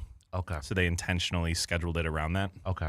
But Fanatics Fest versus the National are two very different things. That was a big discourse in the hobby this past week because people were like, "Oh, Fanatics Fest is going to make the National obsolete." They think of it as new hobby versus old hobby, and which is not totally correct, but anyway. But the National is a show that it goes most of the week, even before they open the doors on Wednesday next week. There's stuff going on throughout the week. There's card shops in that area will have events and stuff, and that area being like Rosemont, Illinois. Okay. So Chicago area. Mm-hmm. Yep. It's at the Donald E. Stevens Center in Rosemont, and they have every year. It's something that I would recommend if you go, try to make a couple of days of it because it is a lot. It is a huge venue. You will have a really hard time making it through it in one day. Mm-hmm. One of my favorite things about it, and especially versus something like Fanatics Fest, is that you have phenomenal like dollar bins, bargain bins. Like the vendors have they basically save up inventory all year for this thing. Oh, really? Okay. Yeah, so like you're gonna walk through and you're gonna see cards that you've never seen before. You're gonna see stuff that you can't even find on eBay. You're gonna see cases that have millions of dollars of cards in them, and then you're going to see bargain bins that have the thing you've been looking for $5, So like it is an unbelievable show. I have done it a couple of times. It's also great for, dropping off grading submissions, talking to, some of the major, retailers out there. If you talking to their reps, if you have questions, getting cards authenticated. There's a lot of services provided. Okay. And then there will be sort of the flashy stuff too, where Whatnot will have their big stage where they're live. Some of their biggest breakers are live, on stage. They'll have people who are, they'll have like a big, Fanatics stage probably, and like some cool like celebrity events and stuff. Also, there's autograph signings. So there's big name autograph signings every year. I haven't even checked them this year because I don't tend to get in line for those. Mm-hmm. But I know last year it was like they had Griffey or something like that. Mm-hmm. It's so like there's some big names that they get, right, to do this. And it's just it goes Wednesday through Sunday. Myself and Jordan and Joey from the shop will be there for Thursday through Sunday. Mm-hmm. We'll meet with some of our industry professionals, but also like we're just there as fans. We're not set up at a table. We're there to find some cool cards. They also have trade nights at the end of the night. Oh, geez. Like sanctioned by the event, but also all the area hotels. Like there will be sort of a go down to the lobby in the evening and trade. Wow. So it's pretty cool. Yeah, man. Because I've thought about it for like the last few years. I probably have to add it to my bucket list to go check it out one of these times. Well, a sports historian like yourself will really like it too, because you can treat it, a couple of different ways. You can treat it in the way that you're out there buying, selling, trading, but also like it's like walking through a really cool museum. Yeah. And sure, it's a crowded museum, but like it's like walking through a really cool, because there's like, and it's sectioned pretty well, right? Like a lot of the vintage is in one area, a lot of the more modern stuff is in another. The vendors that are in the same areas kind of emulate each other a little bit. There's also there's plenty of Pokemon, there's plenty of TCG, but it is more of a sports show. Okay, interesting. So I want a full report when you come back. When we chat with you let's do that. next Yeah, week. absolutely. I'll give the full report. That sounds fun. That's awesome. So, do you want to save the listener questions for towards the end, or do you want to dive into them right now? I know we got a couple other things that we want to chat about. Yeah, here too, I'll if you want, I can go into a little bit of like for example, I can go into Topps Chrome checklist, talk about that a little bit. Yeah. Okay. So excuse me. Topps Chrome drops today. So baseball, and that is we'll have blasters, possibly megas as well. I can't remember what we have coming in today, and then we'll have hobby following soon after if it hasn't already landed. But I know we have blasters on hand today, but I think hobby might be coming next week. But what you're looking for in Topps Chrome every year is obviously you're looking for autographs and numbered cards of your favorite players, right? Topps Chrome is kind of the sort of, it's not, series, some might say series 1 is kind of the flagship. Some would say Topps Chrome is the flagship. I think Chrome is kind of that flagship product for me at the very least. It's really the barometer for the entire, product every year. But you're looking for, numbered hits and, autographs of your favorite players. There's some really massive chases like there are every year, like you have, you're looking for superfractors of anybody. We want one of ones. But then there's also, there's a lot of autographs that are, kind of like the big hunt, like there's the excuse me, like the gold, MVP patches of Shohei Ohtani, Aaron Judge autographs, your hunt, those gold logo man type things, you're looking for those. You also have, and those will be redemption, right? But you also have like some really cool autographs, like the Perspectives autographs. Those are like Perspectives is kind of a basic insert, but when you throw an autograph on it, it is so cool. And, by the way, I'll share this checklist with you. So if you want to post it so that people can dig into it, we can, they can do that. Yeah, that'd be great. Yeah. You're looking for Helix super short prints. You're looking for the Minions super short prints this year. That's Minions, a new thing. Really? Yep. So okay. it's like, I don't know if this will show up well on like the YouTube, but like this is like the Aaron Judge Minions. I did see it. Yeah. Okay. Yep. Yeah. So those will be super short printed. Those will be hard to get, and they probably will sell pretty well. I'm slightly older than the era of anybody who would have been watching a Minions movie. Not slightly. Okay, I'm actually giving myself a little bit too much there. I'm old now. But those will be really popular. But you have shadow etch short prints. You have Helix short prints, ultraviolets. Ultraviolets are, you've seen those in both basketball and football already. Those are really, really sick. You'll have fanatical short prints. There's a lot to chase. It's a lot of fun. And then even just like all the different types of parallels you can get in Chrome. It's one of the biggest, baseball products of the year. Nice. So it feels like there almost every couple of weeks that you're on, there's a new product dropping. Yeah, there always is. Yeah, always is. And something like Topps Chrome, hopefully we'll get a decent amount of hobby, but like it's such a popular breaking product that like all the major breakers that get distribution for that kind of snatching it all up, driving that price up, which is not ideal, right? We'd rather see those prices stay down a little bit, but what we do have on hand will be at or under market pricing, and we'll make sure that for people who are looking for those retail products, blasters, megas, those are going to be really appropriately priced as well. But you'll find those blasters and megas. Although, by the way, I should stop saying that because Topps calls them value boxes and monster boxes. Panini terms are blaster mega. Anyway, you'll see plenty of those in retail setting as well, like big box stores. Well, kind of transitioning, you just mentioned two brands, and that was actually a question from a listener. It says, this was from Paul, said, I know Topps is the only licensed card company, but I find Panini is a great quality and is much more affordable. Does Ty think collecting a non-Topps product is a good idea? So there's two schools of thought on this, right? And like, Topps isn't the only licensed product. It's got the license for basketball, baseball, and football. Mm-hmm. So like, it's got the big three. Big three, yeah. Upper Deck still is hockey. Panini still has some stuff as well. I mean, I'm right now kind of blanking on what they do still have. Is it because they don't have UFC anymore? Anyway, they have some stuff. But like, when it comes to licensed versus unlicensed, it's relative, right? It's cheaper to rip, and the top hits are less valuable.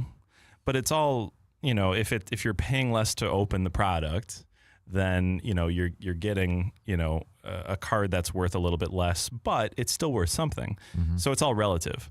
That said, the other thing too is that like there's plenty of because like Panini has been doing baseball for years, right? And like if it's the right player, sure. Like we just sold a Ken Griffey junior gold mosaic to 10. For $125 at the shop, right? Mm-hmm. That's Mosaic is an unlicensed baseball product from, I think it was 2022 was that card. And like, it's still $125 right there, right? For a box that's pretty cheap to rip. Shohei Ohtani unlicensed Panini autographs are big. We just saw an unlicensed Shohei sell for like $20,000 because it was low numbered. And, I can't remember what product it was out of, but like, it was a rookie, and that's why it sold like that. Mm-hmm. I think it's going to be harder moving forward with how many cards are being printed today versus they were in 2018 when Shohei was a rookie. Mm-hmm. But like it's not that it's not worth holding on to, but I think the lowest end of any of that product is going to remain pretty darn low end. Mm-hmm. Does that mean, because I think this was the brand, those Halloween cards, remember, with those Paninis with football and basketball? So those were licensed at the time. Okay. They'll still probably release those. Mm-hmm. Those are like novelty ones. You know, it's the same thing as like the Topps holiday boxes, right? Like where, like Ronald Acuna Jr. swinging a candy cane. Yep. Like those are fun, but those are not like, those don't have like staying power in the market, right? Because it's a novelty card. Right. So like stuff like that, may not have that kind of staying power. Mm-hmm. Kind of a cool thing maybe for the kiddos. Absolutely. Because, hey, and I think it's okay to admit that collecting cards is not just for kids anymore. Right. Like, let's all just, get that out there. Like, it's for everybody, but it is still also for kids. So, you want your kids to just enjoy ripping a product. The Topps holiday boxes stay cheap. The Halloween packs stay cheap. We give those away for free during, that time of year. So, right. Yeah. You ready for some more questions? Yeah, hit me. Let's get through it. So we've got another question. What do you think about binders for cards? I use Shell's slim fit sleeves and put them in a binder. I'm not sure that's the best way to store them. I really don't want to have stacks of top loaders. So this is okay. So like, I don't know how much I like slim fit sleeves in general. Mm-hmm. Excuse me. So like leading with that, it just depends. That I don't know what you're collecting, so that's part of this question, right? If you're talking about sports cards, I don't like slim fit sleeves. Mm-hmm. In fact, I don't really like them for Pokemon either. The reason I don't like them is because they hug the card in a way where once it's time to take it out of that sleeve, there is a higher potential for damaging that card. Okay, I don't like slim fit sleeves. That said, if you're putting it in a slim fit sleeve and then putting it in a binder, it's not like it's not going to stay in good condition, while it's in there. Mm-hmm.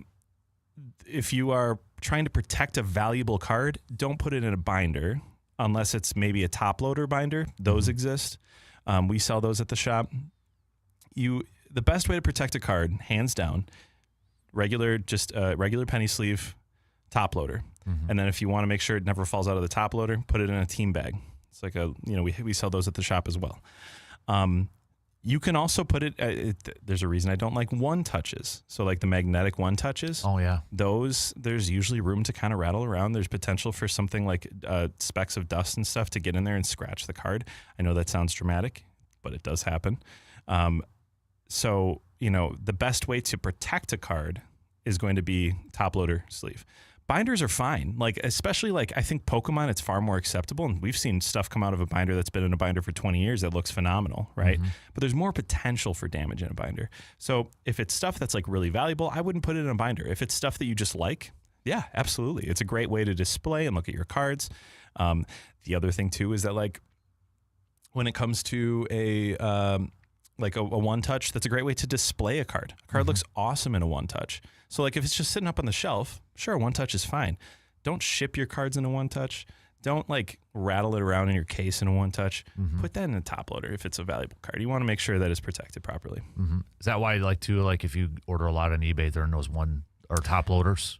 Well, I hope that they come to me in a top loader. Yeah. It drives me nuts when I get a card shipped to me in a one touch because it's been rattling around in that package and it's got all that, infinitesimal space to move around in there that it's just rattling around the edges. Right. I sound pickier than I mean to, but it's just how I don't ship anything in a one touch if I can avoid it. Right. So, well, with kind of feeding off that too, another question asked about displaying, but what is the best way, in your opinion, to display your cards? Is there any shelving or anything I can get? And I've actually kind of looked, for my favorite cards for like display, like, is there a frame that you can have them on the wall or something? Yeah, I'll bring these in sometime, but I have a Jackson Churio rainbow and rainbow in this case refers to having all the parallels of the cards. So like I have the 1/1 superfractor, I have the red to 5, I have the black to 10, I have all of the versions of this card. I have a Jackson Churio rainbow from Topps Finest last year called Creators, and it's a short rainbow. It's 10 cards. And so I have them in like 2 5-card displays. Okay. Yep. And like they're kind of like you can frame them, you can hang them up. There's a lot of cool stuff out there that you can do, right? So you can display cards in stuff that you find on Amazon, online. There's a lot of different ways to like frame and hang. As far as like traditionally like what people like to do, there are like display cases that we have that we use. We actually use them twofold. Sometimes we use them like at card shows to display cards on the table, but they can also hang up on the wall and you can put them in like one by one. I can send you some links, maybe, and you can share them, or, maybe we should just get like a good, like, helpful links, post going. That'd be a good one. That's a good idea. Yeah. Like, cause there's things like that I can certainly help with, but, plenty of ways to do it. There's really no wrong way. You can see your cards, the way that you want to. Awesome. I just put a display together that's a baseball, signed baseball and card. Okay. My Miz autographed baseball I brought in last time, and then I put one of his cards in there too. I think that looks awesome. Oh, nice. Yeah. That's sweet. That's kind of the unique thing with that too, that you can be kind of creative with a lot of those different things. Yeah. So, question from Brandon. He said, are downtowns and uptowns worth holding on to, or is it time to sell now? My 8-year-old pulled a Stafford downtown out of a blaster, and my 11-year-old pulled a Dion uptown out of a booster pack. First of all, congrats. Of all the Optic and Donruss that I've ripped over the years, I have pulled 1 downtown. And I've pulled 0 uptowns, by the way. I guess I've had another one pulled for me by my buddy, but yeah, only 2.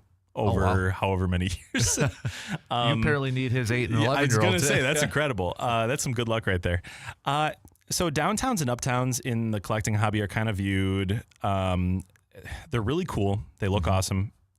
I do think that they look less awesome every year, and that's just my own criticism because I also am not a fan of like AI art in cards. I think it's lazy. I think that some of these downtowns are getting a little bit lazy with the designs. And I'm interested to see what Topps does. Topps home field advantage is kind of their downtown. Gotcha. If that makes sense. I'm interested to see if they have, what they have to replace it in football and basketball. But I'd like the art a little bit better in those. But like, anyway, there's a bit of a tangent. Downtowns and uptowns are kind of viewed more like a hobby currency, honestly, than they are like a collector piece. I don't think that they're going to have like a ton of staying power. I think that the downtowns and they wouldn't have had uptowns back then, but the downtowns from pre-2020, 2021, those are far more rare than the ones today. And so like collecting those, I think, is a great idea. I mean, there's some Tom Brady downtowns that in like a PSA 10, like the 2018, they do like crazy, crazy numbers. So obviously if you get your hands on those are far more short printed. Right now, like the stuff that comes out today, there's just a lot of them. So I think that it's a great time to sell it, especially if you don't collect Stafford and collect Deion, right? Like I think that the move would be to sell and find something you really like, because they will still go for good money right now. I will say the downtowns this year, they have a really good gem rate, so might be worth grading potentially, which I know there was another listener question about that. Yep. But it just depends on the quality. Bring it into the shop. We'll take a look at it, let you know if we think it's worth grading. Speaking of the grading, let's get to that question here. And I know we've kind of touched a little bit on the PSA stopping with bulk grading, but Paul asked, PSA has stopped doing bulk grading because of their backlog.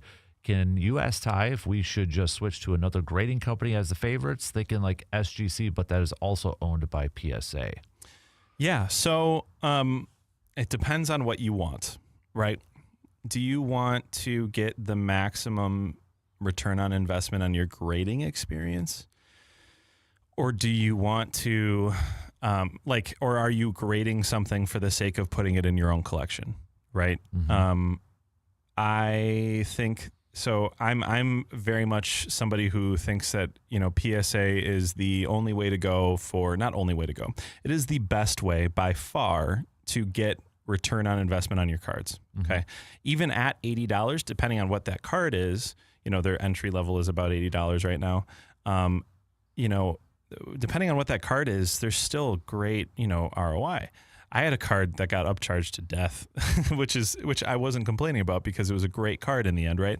I sent in a Jesus Mate card that I didn't actually expect it to gem, and I just wanted it graded.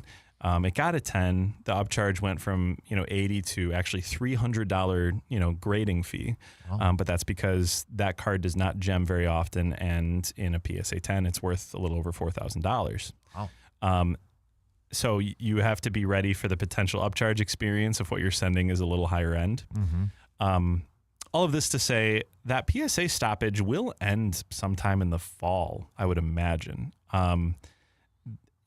So you're not waiting that long if you wait for PSA, but there are other good graders. SGC is a good grader. It just doesn't add as much value to the slab when it gems. Beckett is a great grader, but their bigger issue is actually it's not even value. If you get a pristine 10, it's actually sometimes even higher value than a PSA 10, but it's really hard to get. And the 9.5s don't sell nearly as well as the PSA 10s. Man. So it's just, it's like, what do you want to get out of it? Do you want to get maximum value, or do you want to just put something in a slab? Because I still send some stuff to Beckett because I like the slab. I like the feel. I'll be dropping off a card with CGC where if all goes well, I'll bring it in after the National, and it's just getting authenticated as an error card. So if it does get authenticated as an error card, it's a really cool one that I want to bring in and show you. But yeah. It's a nice tease. Yeah. It's cool. Awesome. Oh, we got another question too. Speaking of, value and such, Rando from Chippewa Falls asked, my parents found old cards of mine. How do I find out if they are worth anything? We do this all the time at the shop. Be prepared for it to not be worth anything. That's the most likely outcome. And I want to say that's not fair. Not worth anything is not really accurate, but not worth a ton is the more likely outcome, right? That said, it is sometimes, someone brought in a collection yesterday that I'm excited to go through when I get in sometime this week. My employee, like one of the employees at the shop, sent a picture of some of the stuff in the collection. It has some really cool stuff. And so sometimes you've got some stuff there that's worth something. You never know. But you can bring it into the shop for us to take a look, and we can just weigh in on it. We are very upfront about that because it's very important that we maintain the reputation of not, trying to trick the customer into thinking that they have something that's not valuable and then going off and selling it ourselves. We would never get away with that. That would not stand. Right. And nor would we want to. So we're always happy to help, and we've helped a lot of customers with that so far. Mm-hmm. I know we just had one that came in here, a little kind of player specific here, but he said he has a age. I'm assuming it says is AJ Dillon, because it's I have a Dillon jersey signed in a frame and a lot of his cards in a frame. Are they worth that much now that he's not playing for the Packers? Yeah, that's a tough one. Yeah. Cool. Because like, if you get rid of it, my son is still a huge AJ Dillon fan, so just might throw that out. Something like that is always and AJ Dillon was never a star either. So like, something like that is always worth what an AJ Dillon collector would pay for it. That's not one that I would be like, it's worth this, because it's really hard to value properly in that particular context, right? Also, yeah, I mean, I as a Packer fan personally don't really want an AJ Dillon signed jersey right now, but some Packer fans operate differently, and they love AJ Dillon even after he left. So like, it's, that is totally relative. I think that anything like that, you post it and for whatever price tag you want, and you see if somebody wants to grab it. A lot of this stuff, you just have to not be afraid to let the market dictate what they want to pay for something. Right. Yeah. Really quick, I know we kind of touched on it earlier, but I just saw a post too on Facebook that the Jordan market is just exploding. And I saw somebody also posted there's a big thing in Chicago downtown, a big banner, or what do you call those signs on the highway? I'm blanking on the name. Billboard, thank you. Upper Deck Jordan, keep it, Yeah. We talked about Upper Deck signing Jordan and that, but is there a certain reason why Jordan is just going up? Is it, like you mentioned, the GOAT market? Yes. Kind of going up now? Yeah, it's the GOAT market right now. I think that the hobby is so cyclical. And I think that a lot of collectors for a long time were doing the perspective thing, right? So like, they were buying guys that they thought were going to be really great. And over the years, so many people have been burned by that, right? People who invested heavily in Justin Fields and Zach Wilson and Will Levis, or, like the list goes on and on of these guys, or Jason Dominguez, right? People went really heavy on Jason Dominguez. Even guys like Fernando Tatis Jr., who is still a very nice baseball player, who had a 474-foot home run yesterday. I think. Holy smokes. These are still, like, you can be a baseball player who's incredible, but if you're not Shohei, then there's a ceiling, right? So I think people are kind of realizing that, and they're going, well, rather than putting all my money into these rookie quarterbacks and these prospective players, like, I'm going to go ahead and just buy Jordan. And when I see a really great Jordan right now, I'm willing to pay at, sometimes over comps for that card, because I'm confident in 2 months that's going to be, this is a higher end example than I necessarily want to give, but like, the shop just bought a Tom Brady 1/1. It's like a patch card. I saw you on Twitter with it. Yeah. And it's a card that I personally like really love, because it's a game worn patch from the first game after Deflategate. So after the first game after is this suspension. Which is a game that I listened to as I was in the moving truck driving across the state to move back to Eau Claire, Wisconsin. So it's funny. I just remember that for some reason, playing the Cleveland Browns, like listening to it on the radio, being like, Tom Brady's back, and I'm moving back to this place that I love. Anyway, we bought this, at pretty much the number that it last sold for back in May. But, Card Ladder has, which we've talked about, the comping, pricing, has this sort of like Card Ladder value that's based on how much that player's market's grown over time, even though this card has not sold publicly since May. Card Ladder thinks it's worth $10,000, thinks it's worth $2,000 more than we paid, right? And there's no reason for that other than Tom Brady stuff is up. Right. Michael Jordan stuff is up. Kobe stuff is up. So like, these are the things that, like, you buy in at any level, whether it's low end or high end, you're going to see those returns when you buy someone like Jordan, like Brady, like Kobe, stuff like that. So this might be a dumb question to kind of wrap it up. So with those GOATs, does that mean like just base cards of those guys too are pretty valuable? Yeah, absolutely. Okay. There's ways to, you can be somebody who buys, $500 $5 Michael Jordans, and those Jordans might be worth, $8 to $10 in a couple months, maybe. I don't know. I'm not saying that that's not advice, but I'm just saying like, whether it's low end, high end, you're seeing a big change in all of these. I know there's like there's actually, I can't remember if it's Michael Jordan Electrified. There were these cards, we were selling them in the shop for like $25-$30, about probably 6 months ago. And now they're doing like 75, 80. It's the market picks up on certain things. And, if you are lucky enough to catch the wave, great. But, I think that people are just kind of saying it's less likely that I'm caught holding the bag, as they say, if I buy Michael Jordan. Gotcha.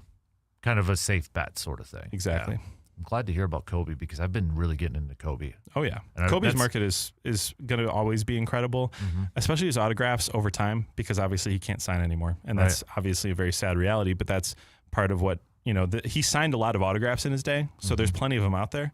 But over time, you're going to start to see, that it's more and more valuable. I do have a rookie card of his. I always wondered if I should get graded. A couple of them. So yeah, bring them in. We'll take a look. Sweet. Hey, we got to plug because we got a show coming up, though. I know we do. Nationals next week, but the bigger one. Oh, the bigger one. Yeah. Packs and Pints. Yes. Packs and Pints coming up August 9th from noon till 6. We are so excited. We're going to have, Slab Factory will have like about 5 or 6 tables. We're basically bringing a bunch of the card shop over to Brewing Project. So at the very least, there's going to be that, but then you also have some really great vendors setting up, some people who are going to be great with the kids, who are going to have really cool Wisconsin sports cards, Pokemon cards, all sorts of stuff. We're going to have some fun things for the kids to do at the show as well, like a card, like a kind of a bingo thing for kids to go to different tables and learn about different people's collections and stuff like that. Bring your own collection, bring your questions, bring whatever you need to feel more comfortable around the hobby. That's what we're trying to do is help people understand more, especially parents. I think it's a really weird world out there for parents. So that's one thing that we want to make sure that we're doing at that event. That's awesome. I can't wait to be there. It's going to be fun. It's going to be a lot of fun. Dude, as always. Yeah. Thanks for hanging out. How did we get out. through a half hour so fast? I don't know, but man, we could probably go for another hour. Yeah, sounds good. So appreciate it, man. All right, thank you, Dan. And I want to hear some good stories. Yeah, sounds good. We'll bring them back. So, all right, let's take a quick break. We'll be back with plenty more coming up after these few words.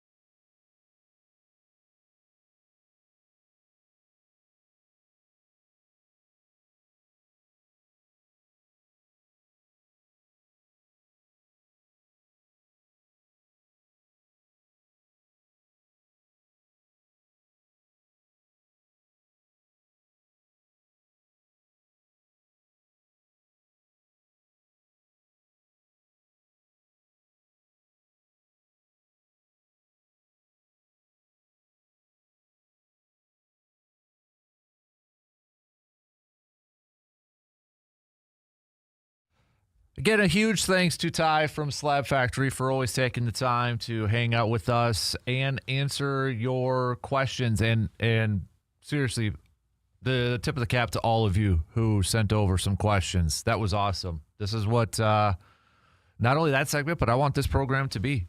I want the interaction. I want all of you to participate. I value your thoughts, your opinions. So keep those coming. Keep those questions coming. Keep those topic ideas coming. I love it. All right, this is it. This is all of ours. This is our time. We get 4 hours to hang out each Monday through Friday and kick back and talk some sports, everything about sports. So please come. I loved seeing that. No, Ty, love seeing all those questions coming on in too. So big thank you to all of you for that. Awesome stuff. Obviously, you probably know too, a little behind, but that's okay because it's good content. We'll make up for it. So we will have to take another quick break here momentarily, but nonetheless, good stuff as always. So if all of our talks too with Ty, so we have the DK Show podcast where it's every hour of the program, but for Ty's segments, we put that up on the Man Cave podcast, okay? So make sure you're following and subscribing to the Man Cave podcast. Apple, Spotify, the video version of it also will be in on YouTube, on the YouTube page. So make sure you ring that bell and follow the YouTube page so you can check all of that out. But continue to send me some of your what ifs, all right? What if? Have some fun with this. Do a little sports what if. Okay, text them on over. We had a lot of Packer ones there surrounding. Barry Sanders kind of got it started off from our buddy living the dream, Jeff. And I don't know. I kind of have a question. Like, who is a player? It could be any sports, any era, any generation.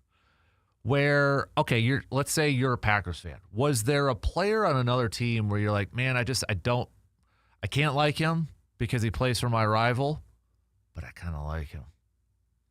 And I get it, the Lions maybe back then weren't a big rival to Green Bay, but it's still division, right? Who else? Who else would that? Would there be somebody from the baseball world? If you were a big Brewers fan, maybe you're like, oh man, I can't like it, but maybe Albert Pujols. I'm trying to think of somebody. Maybe a little bit older. Basketball? Bucks one might be easier with Jordan, but that's rivalries. Maybe it's more of a football and basketball question. But yeah, Barry, I don't think I've ever met anybody that uttered the phrase or a similar phrase that said, I can't stand Barry Sanders. He was so good, but I think what separated him was he seemed so humble. He was so quiet, not showboating, nothing like that. Just went out there and ran the ball beautifully. He was so fun to watch. I still say that's a what if. If he would have played maybe for a couple more years, I think he's the rushing king. Can you imagine if he ran behind Emmitt Smith's offensive line with the Dallas Cowboys? Whew. Are you kidding me? Are you kidding me? That guy might have the record that will never be broken. Oh man, that'd be something to watch. So, but hey, keep those coming. If there's some good ones out there, if we like them, we'll throw them up there for conversation. Okay, tell you what, let's take our quick break as we try to play a little bit of catch up here. But we'll do that. We'll start to wrap up the third hour, flying on through here. We've got, what are we doing here? What are we doing here? What are we doing here? What's the sports story out there, the sports narrative, however you want to call it, where you'd be like, dude, what are we doing here? I got mine. It might be a little controversial. Okay, it might be just a skosh controversial, but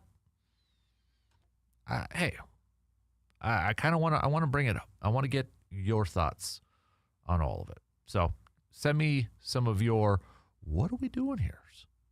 Text them to that Shoe Doctors bullpen line at 715-830-1912, or you can hang out in the Section 105 chat room. So, all right, we'll take a quick break, and we'll be back to start to wrap up the third hour after these quick words.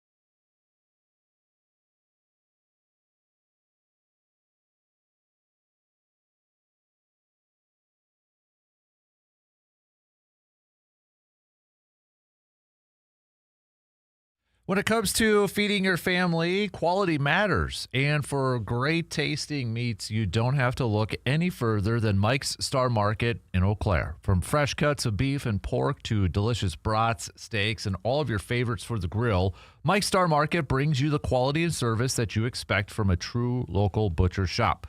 Whether you're firing up the grill, planning a family meal, or stocking up the freezer, stop by Mike's Star Market and experience the difference of shopping local. Mike's Star Market in Eau Claire, quality beats, hometown service, and a tradition that you can taste. We've got Jenna chiming in on the Shoe Doctors bullpen line with a quick message saying, Ellie De La Cruz is fun to watch, but Wilson Contreras is who I love to hate and hate to love. Look at that. Some good names there. We got Brandon saying, I always liked Jared Allen, his play, his celebrations. Is it the rope? The cattle rope? One lasso, I think. You're right? Yeah. His mullet and his hunting shows, which included spearing an elk. An elk. Who does that? Okay, Brandon, you mentioned that elk video. It's so funny that you mentioned that because my buddy Jake and I always bring that up. We'll randomly. I think, we were in college when we first saw that thing. So I thought we were the only two people in the world that knew about the elk spearing video, but the fact that you do as well, Brandon, that is awesome. I mean, okay, Jared Allen wrecked some Packers games for a while, but that video, yeah. You know, it's outside the division. But I've said it before, Aaron Judge, yeah, he's a Yankee, but man, it's hard not to respect. I'll say this, Paul Skeens, he's within the division for the Brewers, but he just, for a budding superstar or already superstar, so far, I don't have any beef with him. I don't have any issues. I loved the fact was it a couple weeks ago, too, the story or the video that popped up that he was coming back from, I think it was a practice for a game, and he stops by a Little League practice, Little League field, hangs out with the kids, practices with them for a couple of hours. Stuff like that. When you're a superstar, you need to highlight that more. And I don't say highlight it more, like I don't want necessarily it being forced, like the athletes like being forced to do that or just kind of doing it for publicity on their own sake, just out of the goodness of their own heart. That's the stuff I love to see is superstar athletes. You didn't have to do that. You didn't have to do that for an hour and a half or 2 hours or whatever it was.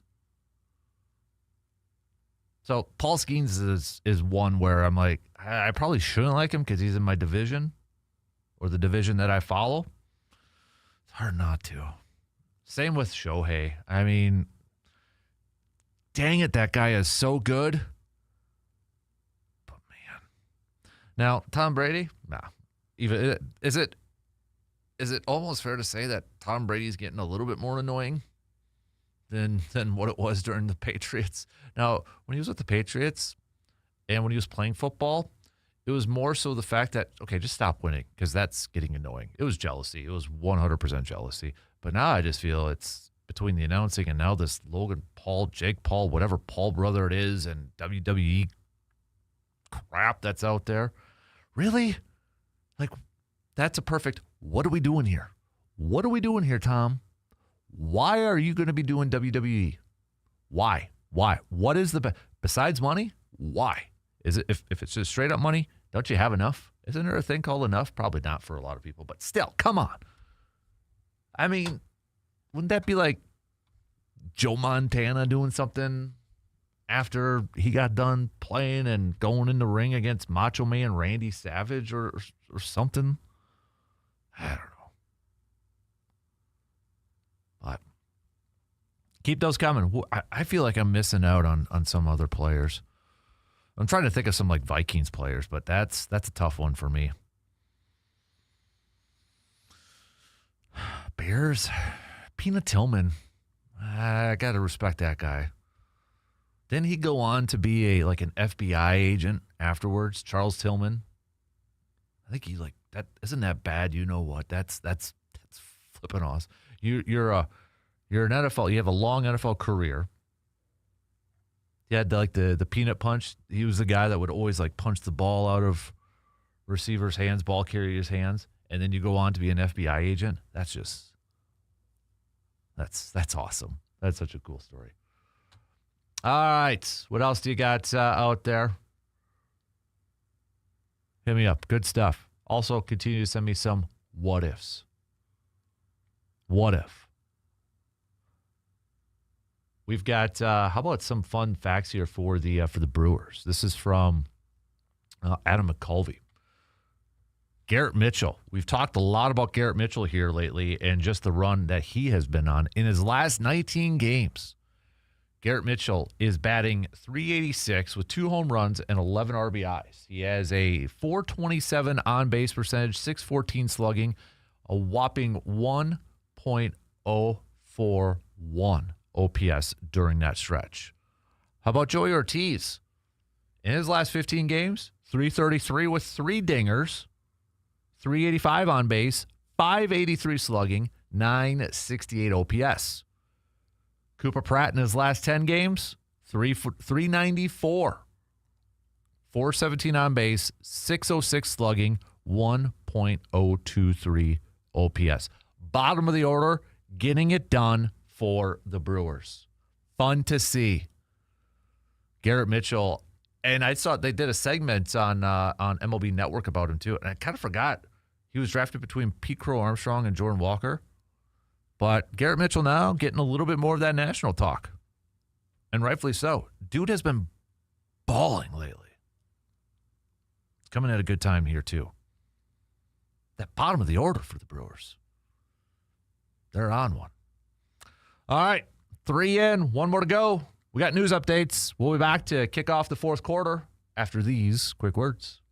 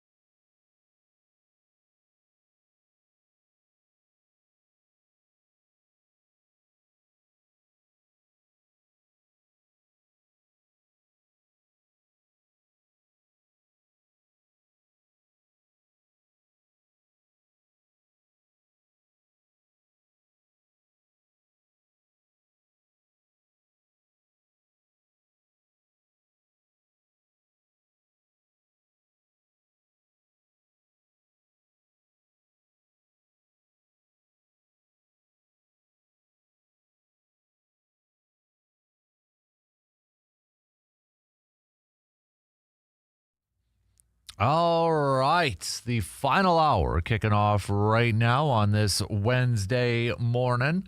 Thanks for hanging out with us all morning long. A big thanks to all the texts and messages and comments we are getting. The participation is off the hook this morning, so keep them coming in this final hour.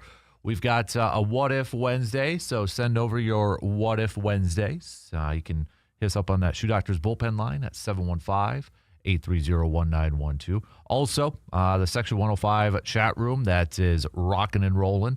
Continue to send over your texts there, too. We'll get back to some more Brewers chats here in just a little bit. We got training camp for the Pack opening up a week from today. But we kick off this hour catching up with Coach Jim Britton from the Eau Claire Axemen. The Eau Claire Axemen final game of the regular season coming up this weekend, or this Saturday on July 25th. It is Fan Appreciation Night as well. Let's say good morning to Coach Jim. How you doing, sir? Doing great. How are you?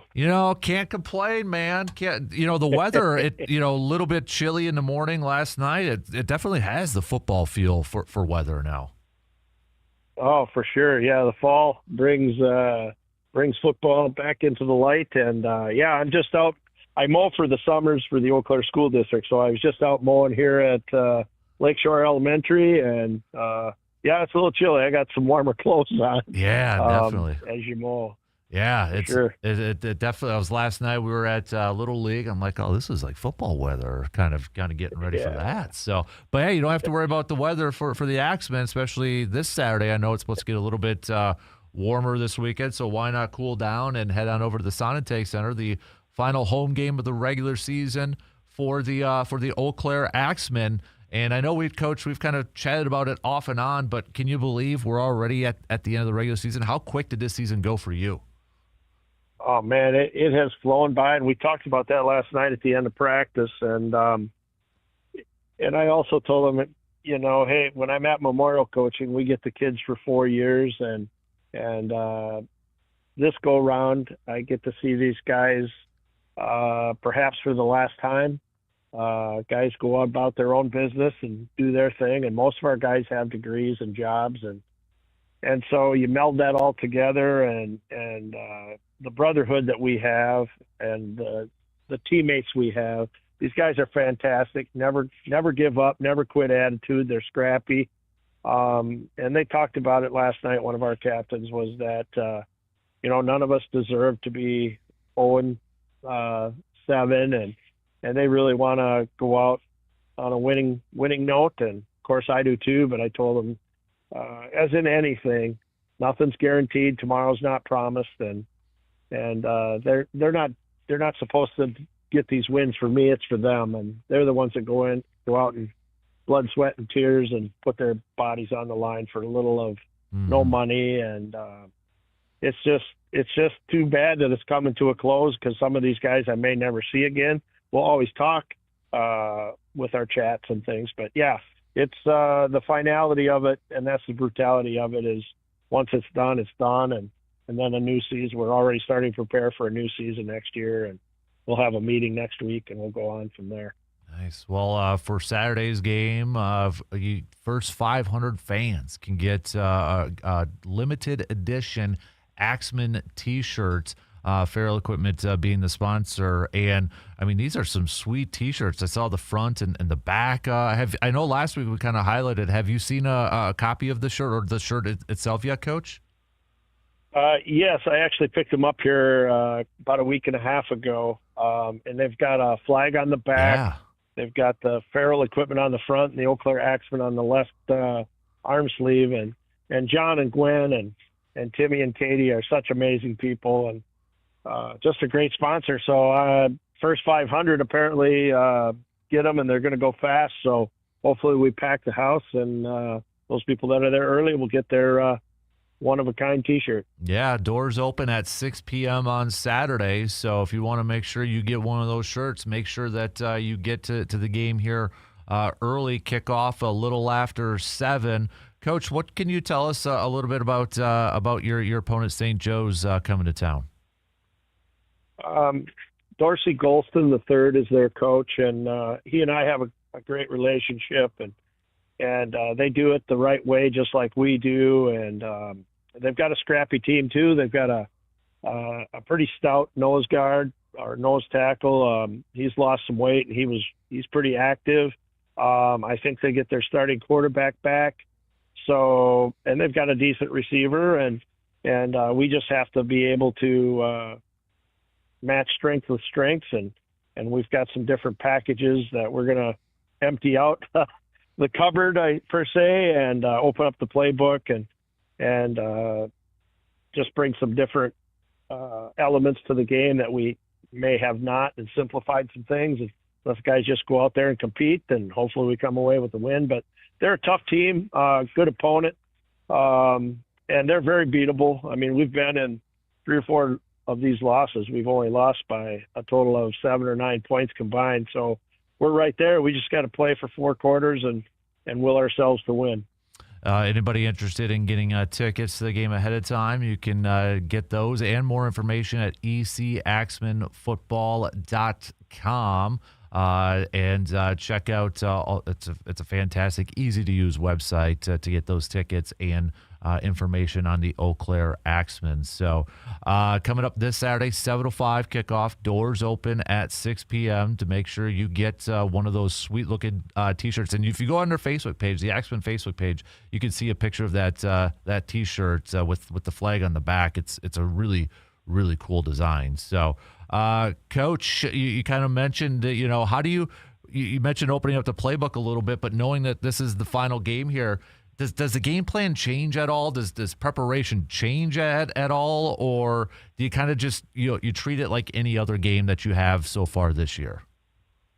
We kind of treat it as the same type of game. And, you've already played your opponent once, and 7-man is such a fast-paced game, and you get one little breakdown, and one mistake is like a snowball rolling down the hill. It just gets bigger and bigger, and it's hard to overcome. And that's kind of what happened against the Iowa Woo. We were in it 12-12, and it's back and forth, and we knew we were going to have to score a lot of points, and we throw a pick six, and then we have a turnover and another turnover and another pick six, and by the halftime it was out of reach. But one thing is that the defense never gave up, and I think I don't even think they let them score another point second half. So, field, obviously it's in any football, 11-man or whatever, the field position is key, and we always say the ball's the program, and you got to treat it as such. So turnovers, we have such a small margin for error. We just can't overcome some of the mistakes that we make, and hopefully we have to play error-free ball like anybody, and if we do enough little things right and play to our capabilities, we'll come out of this on top, and that's what I'm fully expecting. And then the season's over, guys go their own way, but yeah, it's been an exciting year. It's flown by, and we haven't seen the results we've all wanted, but there's always next year too, and we're going to build upon this, and if we get a win, that helps us propel and springboard into next year. Well, for all of you listeners who are a part of the Sports Talk Nation, check your emails, because earlier this morning we made it simpler for you to buy tickets for this upcoming game. The link is right in that email, so make sure you check your inboxes. Coach, thank you again for joining us this week and this season. Best of luck on Saturday, and looking forward to seeing an Axemen win on Saturday. Yeah, me too, and thank you, Dan, for this platform. It's been a awesome ride so far, and I only take a week off, and then I'm back into high school football at Memorial. So can't rest. I got to keep going, and yeah, hopefully we can talk some football from Memorial side after this season is done. And I thank you so much and appreciate you so much. And yeah, we're looking for a win. So thank you again. I really appreciate it. You got Thanks it. to the community and the sponsors. Nope. Appreciate it. Thank you, Coach Jim. Coach Jim, the Eau Claire Axemen, joining us here this morning. So, all right. We'll bring in Mr. Luke Anthony here really quick. What mic are you on? You're going to be on 4. They're all like there. So just talk. I could talk into 3 mics at once. That would do the trick. But Hello, how are you doing, sir? I'm well. How are you? I'm doing okay. That's good. I'm doing okay. That's How, good. is it a little warm out? Yeah, you just came in. Is it still a little chilly? It's coolish, but pleasantly coolish. I guess after the options being humidity or smoke. yeah. Dry and breathable is a plus right now. So definitely. today is shaping up to be an absolutely gorgeous day today. Nice. Because we're going to get hot and humid again this weekend. Well, hot and humid because I might have a controversial take that I'm going That's to why throw it's getting out. hot and humid. You're bringing the heat, I'm going to throw out a question. making it uncomfortable. Let's throw out a question. And I want to get kind of the feedback from our well-educated, smart listeners. Because they all are. Yes. So a lot in the last 24, 36 hours in sports media. Yep. When you talk about the mothership, with a lot of incredibly talented people being let go. Sure, I'm not going to get laid off at like 9:20 during the show. Yeah, right. But I mean, Carl Ravitch, I mean, that's who I think of baseball play-by-play. That's going to be not there anymore. Tom Pelissero, longtime NFL Network, worked in Eau Claire at the Leader Telegram. So, I mean, a lot of big names being out there. And there's been, a lot of people saying this is why. And part of that is I want to throw out a name and get everybody's reaction. Mr. Pat McAfee. I'm curious to hear from listeners about, are you a Pat McAfee fan? Because here's the other thing now, too, that I don't know if you saw what he posted this morning. He's coming out with an album now. Yep. And this is kind of my, what are we doing here? When I say album, album. No. He said, for as long as I can remember, my mere existence has made people hate my guts. I've been writing songs about it for 20 years, and it's time to let them at AHT. A lot of headlines and narratives. If I was to die, I'd like my kids to know exactly who their dad is. Okay, so he's been retweeting a lot of people who have now saying, dude, really? Kind of self-aware of what's going on, and that sort of stuff. So I'll be curious because I have thoughts, but I want to get everybody's the style. Do you like that style of program?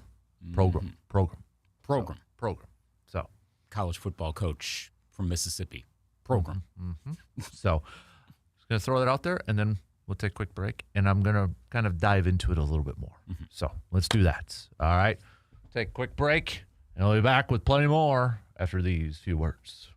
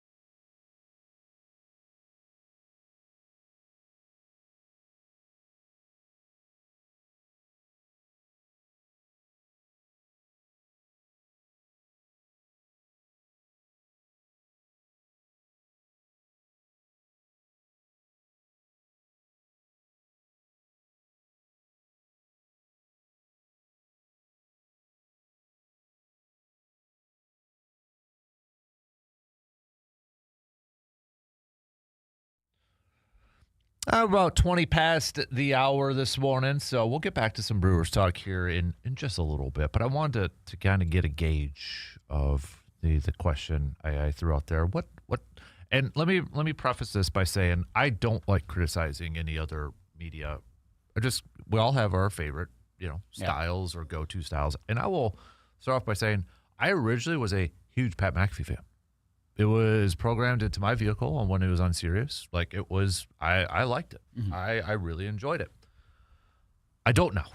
and I don't know if it's just because it kind of wore or it got, I don't know why. It doesn't fit my style anymore. Hey, but the dude is getting paid, which is all what we're all, hey, you get paid that amount of money for doing something like, heck yeah, man. Mm-hmm. Is there a little bit of jealousy? Probably. But, at the same time, it's like, okay, all right, guy's doing something right because to get all that moolah and such. But, it's very, because it's also, when you look at this from a sports media perspective, you kind of have that. You have Barstool, which is really big. And like I said a couple of weeks ago, Dave Portnoy's book is out. I'm not a big Dave Portnoy fan, but I'm kind of interested to read it to see, okay, how did it, just to get the backstory. Mm-hmm. Hey, that's an amazing accomplishment to build something like that from the ground up, sort of thing. So that's a different style. There's different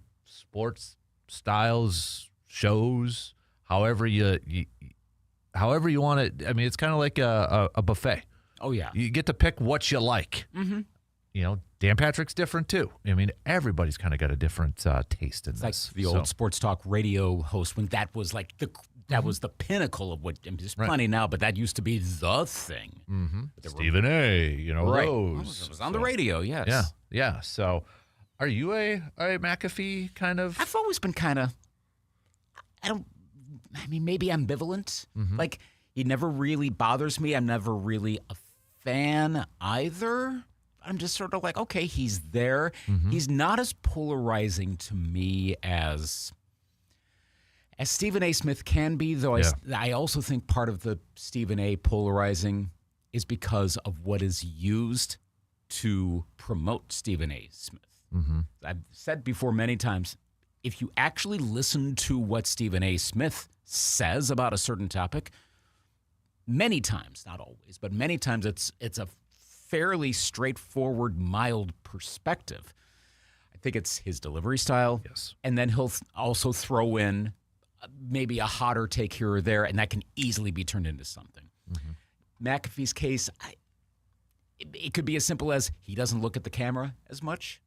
That sounds like, well, big whoop. Well, when that face is looking right at you and you get think of like the Stephen A. face, meld that into YouTube face. Mm-hmm. Thanks, Mr. Beast, and the whole like, and again, you can't see it right now, but you know what I'm talking about. Oh God, yeah, Hudson's all about Mr. Beast. So, but yeah, that thing that I love how Scott Van Pelt mocks that on his podcast. He does a fake version of, but that's the thing now.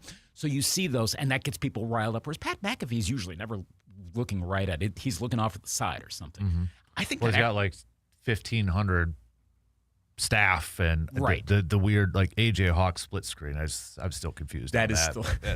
I think now it's just probably a thing where they just keep rolling with it. It might as well. Like, it would be weird if you stopped. That joke about AJ Hawk has been dead for 3 days. Yep.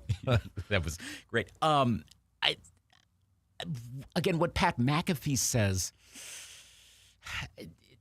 it's not as controversial, and again, it's based on your perspective. Mm-hmm. But I don't think it's as controversial as what like Skip Bayless would say.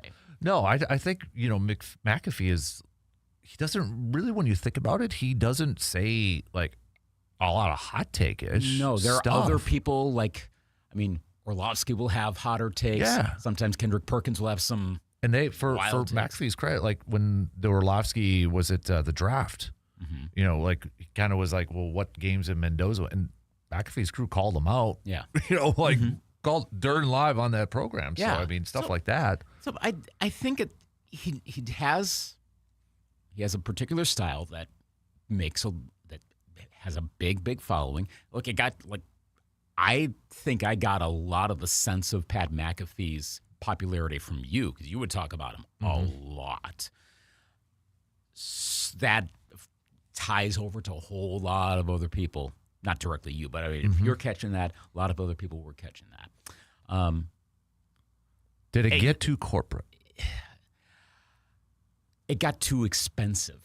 If Pat McAfee's getting paid similar amounts to Dan Orlovsky, Kendrick Perkins, to use a couple examples. Now Perk's now off to be a college football or college basketball front office guy. But if he doesn't command as much money, and then say a few things that are a little more rebellious, shall we say? That's the thing. Like it wasn't so much hot takes as he said stuff that you would not expect a sports personality to say. And that's where the controversy comes in. That he's immune. But these guys are not. That's where the problem has come about. And so then once he skates through controversy after controversy after controversy, as however we actually think they are real controversies, but he survives and survives and survives no matter what. We hear about the pay. All these other people start getting cut. You go, wait a sec, what's going on here? And that's where we're at this situation now where if you hear a story of Pat McAfee's releasing a new album in the same week that big ESPN name is cut, yeah. Now, the funny thing is, Ryan Clark, Carl Ravitch have their share of detractors for different reasons. I know there are plenty of people that are not Carl Ravitch fans. Yep. I've always liked him. He screams ESPN and baseball to me. Yep. I'd always listen to his, when he was on the Baseball Tonight podcast, I'd always make a point to listen to his segments. I knew I'd get some wisdom from that. But I know it's not universal.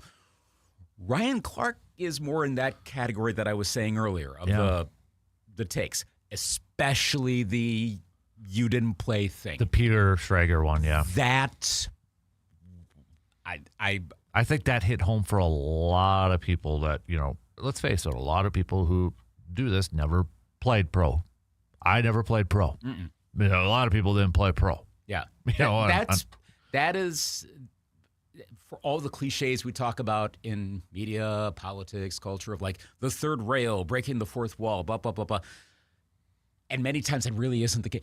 That blatantly was. I'm trying to think of some comparable scenario here. Like if I said something like, yeah, but you know what? You didn't go to college for radio, like to you directly here, or something just like, wait a sec, why are you doing that? And like totally break down the facade of the show. Right. Like, no. We kind of have to go along with this, or the concept of what we're doing doesn't exist. We might as well just shut the whole thing down. And that's what Ryan Clark did. I can get where I'm sure that frustration by players, like the tension's always there. It's not like Ryan Clark's the only person that ever thought that. But as much as that frustration's there, again, you got to go along with this. Otherwise, like I said, you might as well not have ESPN talk shows during the day. Well, he went there. And that's stop. Yeah. And if he's making a lot of money, he was high in the list, and so he's gone. Yeah. Yeah. But Ryan Clark does not have the same following as others. I'm trying to think who else could potentially be immune, if you will. Schefter. Yeah.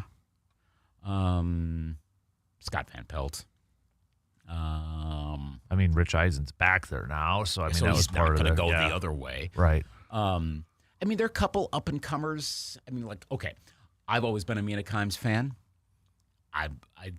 She's like peripheral to ESPN, but she's got way more of a following. I think she's not that far. She's not to Pat McAfee levels, of course, but compared to like Ryan Clark, just to use an A-B situation, she's got a heck of a following. Orlovsky?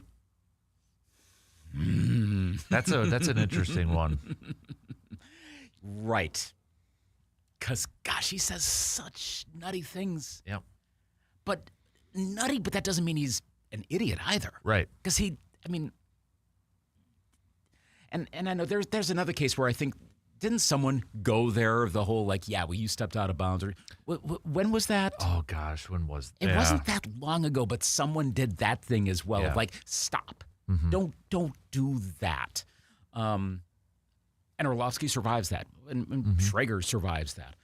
But he might be immune at this point. The thing with Schefter, I don't know if you've noticed, I was thinking about this a couple weeks ago. Now he posts NBA stuff. Remember that whole thing about when Adrian was retiring and Schefter was like, hey, Schefter could replace him? Yeah. But then it was Shams. But then I'm noticing Schefter is posting more about NBA stuff and all this other sports. Is that just is he doing it because it helps the network? Is there something behind, kind of with that? Is he Probably trying to become so. the one and only insider at ESPN sort of thing? I mean, is it a thing where this is like Kremlinology? Then that's a very much a Cold War reference, but if you understand what I mean, you know exactly what I mean. Could it be either Shams doesn't have quite the bandwidth to cover everything, so they're filling in gaps? Could it be that Schefter said, hey, look, if I'm sticking around, I kind of like to do some NBA stuff. So again, like Pat McAfee, you let them do stuff where others would be told don't. yeah. Because, he's posting golf stuff. Yeah. I think it... That's probably the explanation there. Because then there's also Ian Rappaport. And maybe Rappaport's more pure NFL, and so they figured that they both can live together. At ESPN, I wonder how long Ian Rappaport holds on. I don't think he's immune. He just did resign. I know. Well, okay, so maybe he's immune only because of the timing.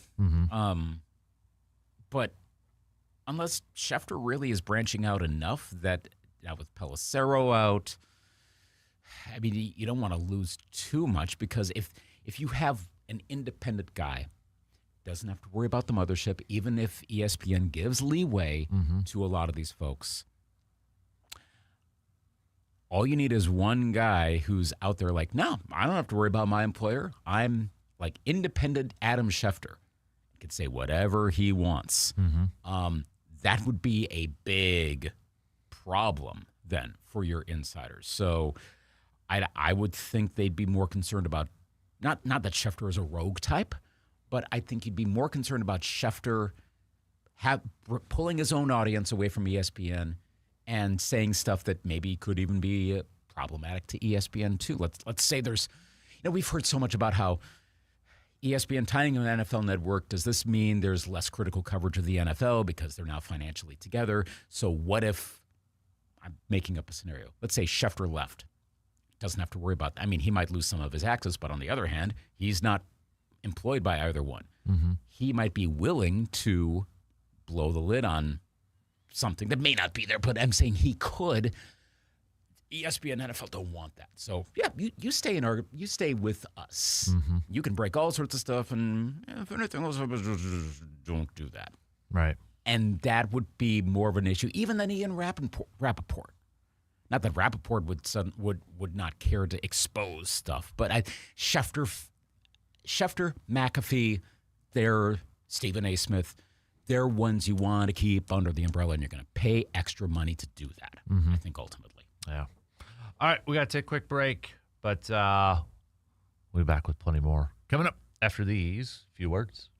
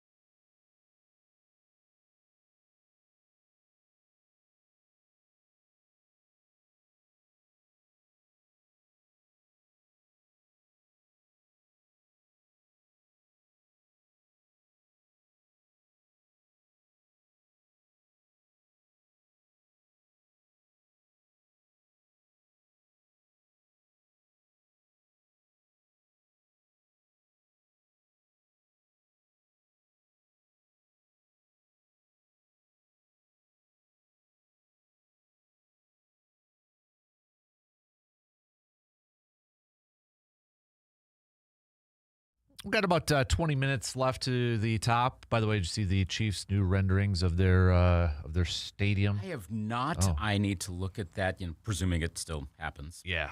Another dome, but a clear dome. I guess that's the new trend, it seems like. Yeah, it's pretty tough to get away with going all pure arena antiseptic. Mm-hmm. I got to see some more of this because those first renderings that came out, and I think it was more demonstrative. Right. Was basically just the Raiders Stadium with a clear roof and red and yellow. I'm like, are we really doing the whole? Remember the criticism of the cookie cutter multi-purpose stadiums from the 70s? So I can't remember the player, but it kind of still looks as, if you look up Schefter's Facebook, he's got all the pictures. Yeah, and to a degree, there's only so much you can do with a football stadium. Baseball stadiums, you can have more variety. Football, basketball, hockey. I mean, there's a certain thing. Okay, sometimes you can get unique. I think in Minnesota, we'll use a local example. They did a good job of something that stands out. You're not going to find anything other than that. But for the most part, it's difficult to do. But the statement of, I stand at home plate and I can't tell if I'm in Cincinnati, Philadelphia, or Pittsburgh. And we're kind of having that again. So, yeah, I'm still trying to find it.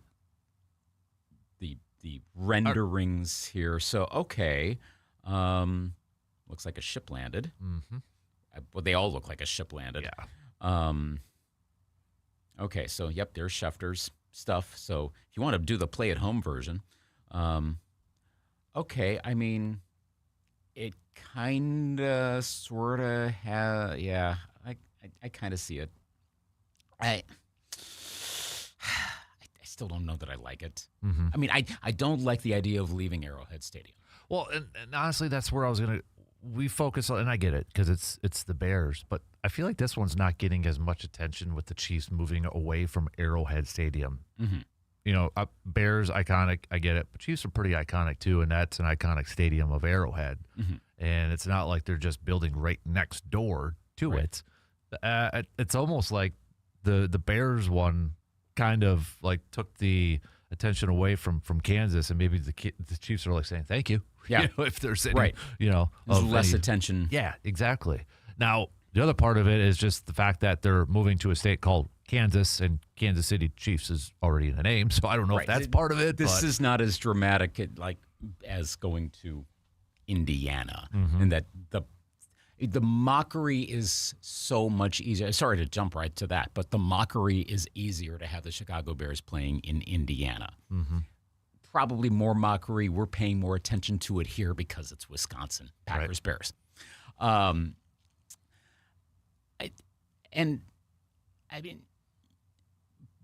of the reason why this is happening is because it's that trend over and over of you need a domed stadium so you can get your one Super Bowl, never get one again, maybe get a Final Four, maybe get a college football national championship.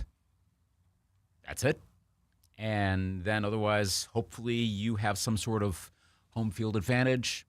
Hopefully people like it. And if you don't, well, then you're kind of stuck in an antiseptic new place. It's kind of reassuring, and I understand why it ends up being the case, but that Cincinnati decided, that the Bengals decided, no, we're going to renovate. And they're doing it now. So they're not going to be leaving, I still call it Paul Brown Stadium. Now it's Paycor Stadium. They're going to be there for a long time. Open air, it's going to last. Of course, we know the new Bill Stadium is opening up. Sure, I like the old one. I think a lot of people liked the vibe of the old one, and we'll see what the vibe of the new one is. We've heard some complaints about the price. But it is open air. There are things that should work with that one. Seattle will be an interesting case. Yep. Got a new owner, so of course the immediate speculation is they're going to build a dome stadium so Seattle can get their one, et cetera, et cetera. I don't know that that's going to be the case. Like, it's a great stadium by all accounts. Why would you want a new one? Well, Arrowhead was a great stadium by all accounts, and now they're going to abandon it just so for other reasons that don't necessarily have to do with the Chiefs. So we'll see in Seattle. Right now, there's not a solid indication of that. So it's not great, but just looking at, because obviously I'm a big sports history person, and seeing all these fields, stadiums, new ones coming through. I mean, Lambeau is going to be the oldest one once Chicago has their new one. Indiana Bears, Chicago Bears, whatever. It's Chicago Bears. I'm trying to be funny, but Lambeau Field is going to be the oldest, and then Arrowhead would be second, but they're going to have a new one. Bills would be next, but they're going to have a new one. So Lambeau Field opened up in 1957. The next oldest one would be the Superdome, the Saints, 1975. Yeah, I mean that's almost a 20-year gap between the two, and that's still 1975 is. And I don't think that they have any plans to. They've been doing every so often. They'll talk about it, but there was a lot of renovations that recently got approved. By recently, I think it might have been a few years ago. But they're not going to be pushing for a new stadium in New Orleans in the near future. I think the next time that they would look for renovations, might instead by that point look for a new stadium. But then of course finances, blah blah blah blah blah. Like the Packers are not leaving Lambeau, barring some. When we talked about the extremes, when we're talking about the antitrust stuff, et cetera, does this lead to some extreme scenario where the Packers might have to leave? I don't think so. I think Lambeau is immune, barring the NFL changing the ownership rules, requiring an individual owner, and then the individual owner then. Or it would be an ownership group because you know how the prices go. It's not one guy is not going to own the Packers, but then this group of owners then is told by the rest of the NFL owners, "Hey, you need a new stadium, or else." It's like a nudge, nudge, wink, wink, sort of thing. But there's so many steps that would have to lead to that. I don't know that Lambeau Field is ever going to be replaced. I mean, if I had to bet one way or the other, I would bet Lambeau Field will remain for the rest of my lifetime, your lifetime. Let's presume we're going to live long lives. I think it's going to be around for all of our lifetimes, and it will hands down be the oldest NFL stadium remaining. Heck, even if the Packers were to leave for some reason, some aspect of Lambeau Field will also exist. Like, can you imagine them demolishing that and turning it into a bunch of apartments? Not anymore. No, absolutely not. I know we should always be a little wary of stuff like that. Like I know when Manchester United's been talking about a replacement for Old Trafford, and the initial design had like the original field. Like a lot of times when soccer stadiums would be replaced, they'd still leave like an open area where the actual field was, because a lot of the times the stands get replaced over time. Even that was not there. It was just like they just wiped. I'm like, you're really going to do that there? Well, no, and then that's up in the air. So maybe there's that could no. Point being, Lambeau Field will always exist in some way, whether the Packers play there or don't. It will be there. It is a core shrine to Wisconsin. Period. Yeah, and that's where I think it still kind of shocks me that they did tear down Old Yankee Stadium. From a historical perspective. I think what helped there was the renovation in the 70s. I think it kind of helps a little bit with Soldier Field right now that you're not dealing necessarily with a historic stadium for the beginnings of football. No, you're dealing with a early aughts replacement for an early 70s-ish version of a 1920. There's three levels to that. So this is not the Bears leaving the equivalent of a Lambeau Field. That was the case with the Yankees as well. And I think we care more about that now compared to, gosh, even back in the Tiger Stadium replacement era and stuff like that. We've moved a bit beyond that. And the Packers have done a pretty good job of adding more stuff on. They know the heritage. They get it. And Ed policy is not going to go like, oh, let's move on out. Let's, as much as he's been hinting, the closest thing he's hinting at is naming rights. He's not talking about actually moving. Right. That's off the table. Yeah. Yep. But there would have to be a major change to all of the NFL stuff for that to happen. I don't see that happen. All right. Let's take a quick break, and we got to do some picks. So we're running out of time here. We got 10 minutes to the top. We'll take a quick break and wrap it up with some picks after these few words.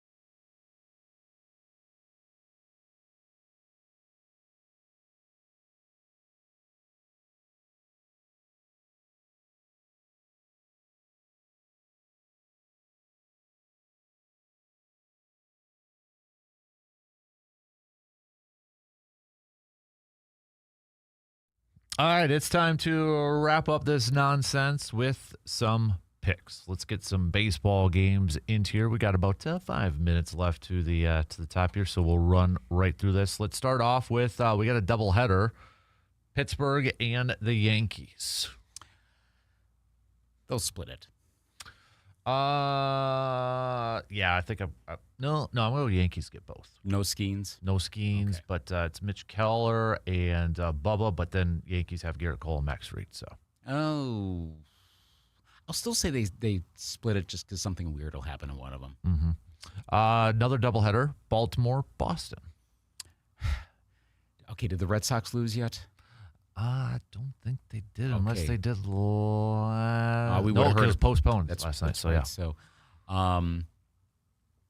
I'll take Baltimore. That would be a heck of a streak. That'd be what the all-time one To win both? for the Red Sox. Oh, it's a double. Okay, Yep. they're going to lose the first one. The streak ends. I think it splits. Okay. So let's do Giants and Royals. I'll take the Giants. I'll take Giants The too. disappointment bowl. Washington versus Colorado. I'll take the Nats. Yeah, I'm going to go Nats too. Athletics versus the Diamondbacks. I'll go. Gosh, the A's have been off of late. I'll take the Diamondbacks. Diamondbacks. The Reds and Mariners. I'll take the M's. Yeah, I'm going to go with the Mariners too. How about Cardinals versus Angels? Let's go Cards. Cardinals. Dodgers and Phillies. After last night, I'll take the Phillies. I'm going to go Phillies too. Eric Lauer versus Aaron Nola. I'll go with Phillies barely. How about let's go Tampa Bay and Toronto. I will go with the. I'll go Blue Jays this time. I'll go Rays. How about Padres Braves? Braves. Braves. Let's go with Detroit versus Chicago. Cubs. I'll take the Tigres. I'm going to go Tigers too. White Sox Rangers. White Sox. Let's go with the White Sox. Let's do Miami versus Houston. Miami's off a bit of late. I'll take the Astros. We go Astros. We got Twins versus Guardians. Guardians have their number this year. I'm going to take the Twins, if only because I think the Guardians can't win that many games against them. So, yeah, not confidently, I will pick the Twins. I'm going to go Twins with this one, too. And then finally, Brewers versus Mets. Yes. I'll go Brewers. I'll go Brewers to get the series win today, too. They're definitely the superior team. It should be a good pitching matchup. You got Logan Anderson, who's 3-1 with a 2.97 ERA. And then for the Mets, it's Christian Scott, 3-1 with a 2.87 ERA. So should be a good one. You'd think it'd be a pitching matchup, but it's probably going to be a high-scoring affair because that's how it always works out with this. So, really quick, did you see the news about what the Heat did? The release that Yeah, they released a YouTube scheduled a YouTube video for LeBron James press conference, and then nope, we're just preparing in case it were to happen July 27th. I think it was. But I don't know. So that's the classic example of. So was this legit? Was this actually planned, or was this a placeholder that accidentally got out? I don't know. Okay, if you had to choose which one it is, what do you think? I still think it's Warriors. Like, if his daughter is truly the driving force of this, which a lot of people are speculating, and she essentially has grown up in California, wouldn't that make the most sense? It logically so. It seemed like there's a whole lot that's pushing towards Miami of late. If it weren't for that, I would say the Heat are an absolute but yeah, that family is clearly important to LeBron James. From what we can gather here sitting here in Wisconsin, how much can we evaluate LeBron James? Right. But yeah, I if I had to guess, I still think he goes Miami, but you got a really good point that we got to keep in mind with all of this. Yeah, I think it's between three. I think the Philly one's kind of... Nah. I think it's Miami, Golden State, or Cleveland. Yeah. And I'm still not high on Cleveland. No. I don't see Unless, that one. it would have to be like a more familial thing of, it's where I'm from, I'm going to Yep. Finish it up there, maybe. All right, that's going to do it for us. Have a fantastic rest of your day. Be good. Be safe. Enjoy the weather. Yes. Right? Enjoy the Go weather. outside. Get outside. Talk to you later.